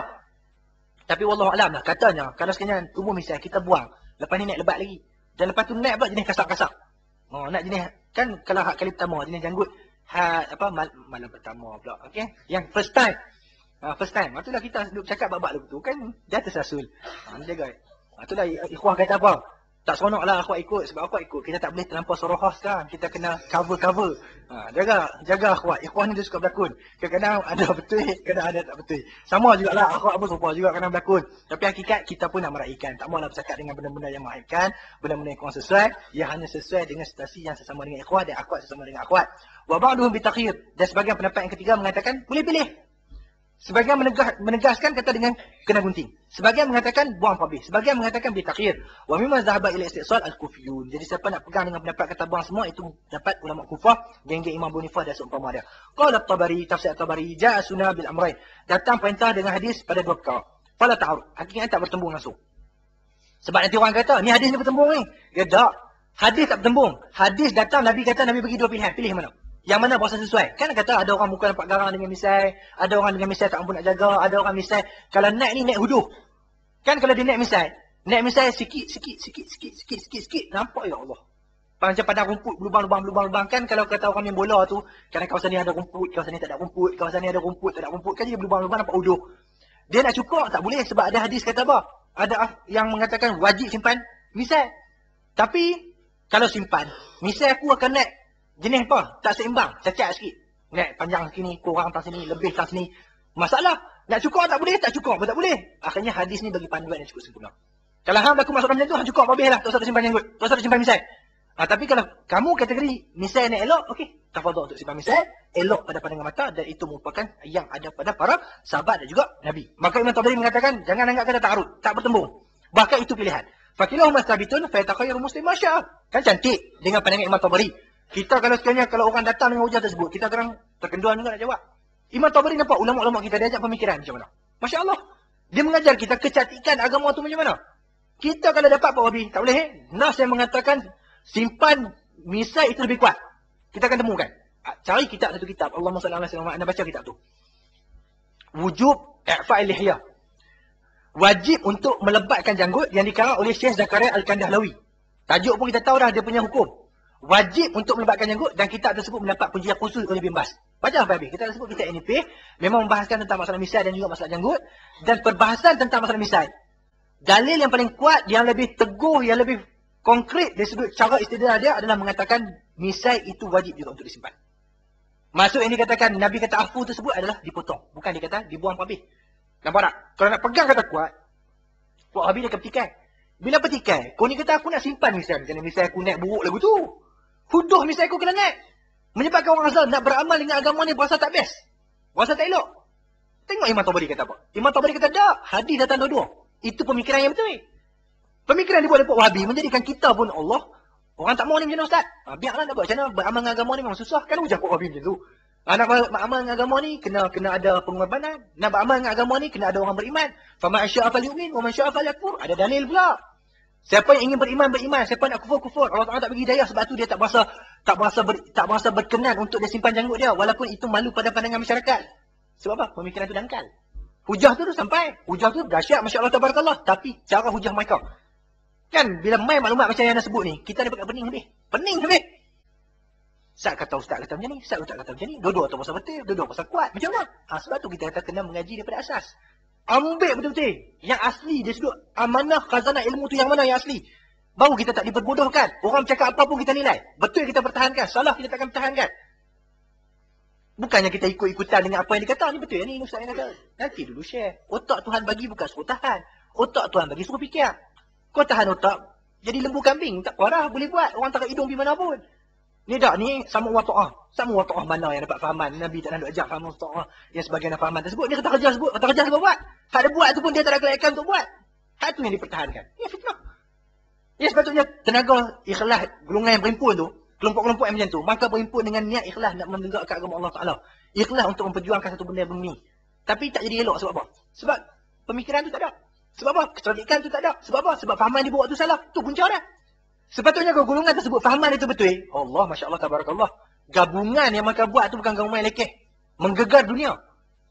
Menghancurkan kekufuran. Mampu untuk menjahanamkan jahiliah. Tetapi kita buat, orang duk cemuh tiap hari, orang nak makan hamun, 2 hari ku hilang orang. Ku hilang orang, kita tak mau dengan kita. Apa yang kita buat, makin dipanas sinis. Bahkan makin hari orang makin berani untuk kata kita cara berhadapan. Sebab apa? Sebab kita tak cukup muasafat. Tak cukup kriteria untuk kita mengatakan sebagai pendukung Harakah Islamiah. Kita yang duk mengaku. Malu nak mengaku. Yang keluar daripada kelompok kita, semua yang lekeh-lekeh. Yang keluar daripada golongan yang menyalahi kita, semua hebat-hebat. Yang mukhalafah dengan kita, ulama-ulama. Yang mukhalafah dengan kita, cerdik pandai. Yang mukhalafah dengan kita, orang beriman. Mukhalafah dengan kita, golongan soleh. Yang duk dengan kita, geng hak semangat membabi buta. Hak tak tahu apa dia buat. Perangai tak ke mana, semayang sampai ke mana. Macam tu. Hak mengaji tak mah. Hak tu yang duk dengan geng kita. Yakin dengan apa yang disampaikan? Semangat, Masya Allah, Tabarakallah. Sebab tu kita akan pertikai kembali. Disebabkan kita apa? Tidak ada maklumat kepada hakikat. Imam Tabari tengok dia ajak pemikiran. Dia jangan, tak bertemu, pilih. Kita realisasikan agama tersebut jadi cantik. Sebab tu kita tengok kadang orang cakap, kata hebat Ustaz ni cakap, sedap. Sebab dia mampu merealisasikan, mematangkan ilmu mengikut suasana. Menjadikan nampak cantik. Orang tak pertikai kata, Masya Allah. Kadang-kadang bercakap dengan pokok korporat. Dia ada rentak dia, tak sama dengan kita bercakap dengan kita. Lepas tu yang boleh main orang Ustaz ni ambil duit Ustaz ni. Bukan kata kita jual agama dengan duit, tak. Tapi bila mana mereka merasa puas dengan apa yang disampaikan, punca bila mana kita mampu untuk mengamati satu masalah dengan pengamatan yang matang. Mereka ada akal untuk fikir, mereka ada pemikiran, mereka ada benda tersebut yang perlu dilentur dengan sebenar-benar lenturan. Imam Tabari, Masya Allah, bagi kat kita satu pahaman yang cantik. Atok pemikiran kita, buka minda kita dengan tokoh seperti Imam Tabari untuk melentur pemikiran kita. Jangan buka pemikiran pada kawan-kawan kita, dia tu tak faham apa yang dia buat. Heran, sebab apa orang tak ikut? Heran, sebab apa tak ikut usrah ni? Dia tak mau tanya sebab apa orang tak pergi usrah. Dia duduk. Ni bukan tentang masalah pertikaian tak. Ni masalah cerita, anda cerita dulu. Zaman sekarang anda tak tahu, Wallahualam. Zaman dulu. Marah. Ni sebab apa sahabat-sahabat tak ikut usrah? Bila sahabat-sahabat tak ikut usrah, lepas tu bersyarah. Kita kena faham. Hentam ni, gengnya tak ikut usrah. Kena faham kepentingan usrah, kita kena faham. Dia tak nak tanya sebab apa orang tak mau ikut dia. Perbetul diri kita dulu. Sebelum kita nak pertikai apa yang orang buat. Orang kalau cinta, benda tu dia ada kekuatan jazabah. Kekuatan menarik. Mengaji kita buat. Syainuddin kena pengajian dia. Orang tak buat iklan pun, main menerpa penuh. Iklan tak tahu pun kena. Menerpa daripada tu, furuk-furuk semua turun. Sebab apa? Sebab perasaan kasih tersebut, ingin tersebut, kebenaran tersebut ada pada dia, kita rasa macam tu. Orang main. Tapi kat kita sebab apa orang ketuang? Orang tak mau. Hak ni tak ada, kita duk heran. Kita buat ni orang tak mau ikut. Ahli kita tak faham. Kita dah terangkan pun tak faham-faham juga. Duk bantai orang. Kita duk bantai orang. Tak nak fikir kata dia tu salah. Yang ni yang kata pemikiran bila tak terbuka, sampai hancur dia akan macam tu. Akan tunggu, mungkinlah kita beri nasihat 2-3 kali. Tak mau dengar juga, okeylah. Tunggu saat kehancuran. Dan kita mengatakan apa yang dia buat itu merupakan wasilah. Satu jalan untuk menyampaikan Islam. Kita nak pergi habis waktu buang masa duduk dengan kelompok golongan yang buang masa tersebut. Itu bukan satu sikap yang cerdik. Dakwah kena diteruskan. Wasilah banyak. Kalau jalan tersebut, jalan yang menjahanamkan agama, jalan yang tak elok, jalan yang merosakkan, pilih wasilah lain. Banyak lagi wasilah lain. Wasilah yang penting, agama tersebut disampaikan dengan faham yang betul. Tinggalkan, dan mereka ni bilang, oh ni, golongan mukhalafah ni, golongan buruh ni, golongan hak tak betul. Kan fahaman macam tu ada. Fahaman tersebut dia satu kelompok kan. Satu kelompok yang mereka ni pun tak ambil pemikiran orang. Orang pun tak dimasukkan pemikiran pada mereka. Duduk satu kelompok kan. Mereka pun takkan ngajing orang. Pemikiran macam tu duduk sekeliling dia pun. Lagi duduk tikai orang. Oh ni, menjahanamkan persatuan, merosakkan pemikiran. Dia faham itu sebab apa? Sebab tak pernah terbuka. Orang nak suruh dia sedar. Dan dia tak mau sedar juga. Settle lah. Sebab tu dah peringat ada bekas orang ketua pemuda. Dia dahsyat lah. Dia punya bahasa tu menarik. Walaupun hukum tak membenarkan dengan perbuatan tersebut. Dia kata, Tok Imam semayang. Baca salah-salah. Bila baca salah-salah, kita tegur. Kata baca Fatihah tak betul. Tapi tak mau betul juga. Duk bertahan juga dengan Fatihah dia tersebut. Kita kata tak betul. Duk bertahan juga. Dia kata buat satu teknik lagi. Kan dalam masalah harakat semayang, jangan bergerak dengan apa? Dengan 3 harakat berturut-turut. Betul tak? Itu perbuatan yang salah dalam semayang. Dan dia kata cara macam mana? Cara dia kata, siapa duduk soal depan, langkah setapak, sepak Tok Imam. Kan baru 2 perbuatan. Jadi, ganti Tok Imam tersebut, tak perlu untuk kita berimam dengan imam macam tu. Itu bahasa dia. Dia kata mana hukum fiqh membenarkan. Tapi nak cerita apa dia? Kalau pemimpin yang memang tahu kata benda tu salah, benda tu tutup guru semua kata salah, ulama-ulama semua kata salah, dia duk kata betul juga. Orang macam tu sepak Buat tak tahu, dia tinggalkan sebab orang sasah tarik kita terjun gong. Ni sami'na wa ta'na, mati syahid. Siapa kata mati syahid? Orang kata tu mati bunuh diri. Bodoh tu orang kata. Orang tak kata siapa pun kata tu syahid. Tak ada siapa pun kata tu perjuangan. Kita ada bangsa perjuangan. Sebab apa? Kita macam lembu. Tuan tarik. Tuan tarik. Terjun ni. Gong. Tarik. Ni tuan taat terjun. Tak apa syahid. Syahid. Pergi jumpa kat akhirat. Dia tengok mati. Duduk masuk dalam neraka. Kena azab. Sebab apa? Bunuh diri. Ni pemikiran yang ada pada hari ni. Kita tak pernah mempertikaikan apa nak buat. Buka selagi mana manhaj pemikiran para ulama kita ni ada. Sebagaimana tokoh-tokoh ulama kita dulu. Boleh tubuh parti macam ni dekat Malaysia sebab apa? Sebab kematangan. Maka dengan pemikiran para ulama. Maka merasakan wasilah yang sesuai pada waktu sekarang. Mewujudkan satu parti Islam. Wujud. Laksanakan. Kemudian ada pemikiran yang lain. Dan begitu juga kita bila kita matang dengan pemikiran para ulama. Satu hari kita akan bertindak dengan apa yang sesuai dengan masyarakat kita. Sama ada kita terus mengukuhkan parti yang ada. Ataupun kita perlu dengan satu wasilah yang lain. Ataupun kita perlu dengan teknik yang lain. Benda tu akan berubah. Tak menjadi masalah. Ni kita bila dengar paman-paman macam dia bercakap ni. Ni masalah Ustaz ni masalah. Ustaz ni problem tak boleh mengaji dengan dia. Tak apa. Kita pun tak berkeinginan anak murid yang macam tu. Sebelum dia bercakap dengan bahasa tersebut, kita sebut terlebih dahulu. Pemikiran pula anak murid yang macam tu, kita pun tak berkenan. Buat apa latih orang macam tu? Tahu dah lembu, kambing. Tak erti nak mengajak. Duk cerita pun tak faham. Tak apa. Dia nak meninggalkan, dia berasa dia tak berkenan dengan kita. Dipersilakan sebelum kamu meninggalkan majlis, kita mengatakan i'tazil an majalis lana. Kan pemikiran yang dikatakan wasil bi'atok. Orang mengajak tak faham lagi. Orang cerita kat wasil bi'atok kata hukum tentang masalah hukum ni. Macam ni. Tak, dia rasa dia betul. Akhirnya apa kata Hasan Al-Basri? Mengatakan i'tazil majlis sana. Tinggalkan majlis kami. Akhirnya dapat gelaran dikatakan sebagai Mu'tazilah. Tu dapat punca nama Mu'tazilah. Sebab pemikiran tu tak betul. Thinking tak betul. Dia rasa hak dia tu betul. Nak kena ikut cara dia. Orang yang mukhalafah tak betul. Dia tak nak fikir kata hak dia tu yang tersesat. Yang ni kita jaga-jaga. Sebab itulah bila ramai orang mengatakan kena fahaman, kena parti-parti yang dibawa, kena mendekati kepada fahaman Khawarij. Punca dia ni.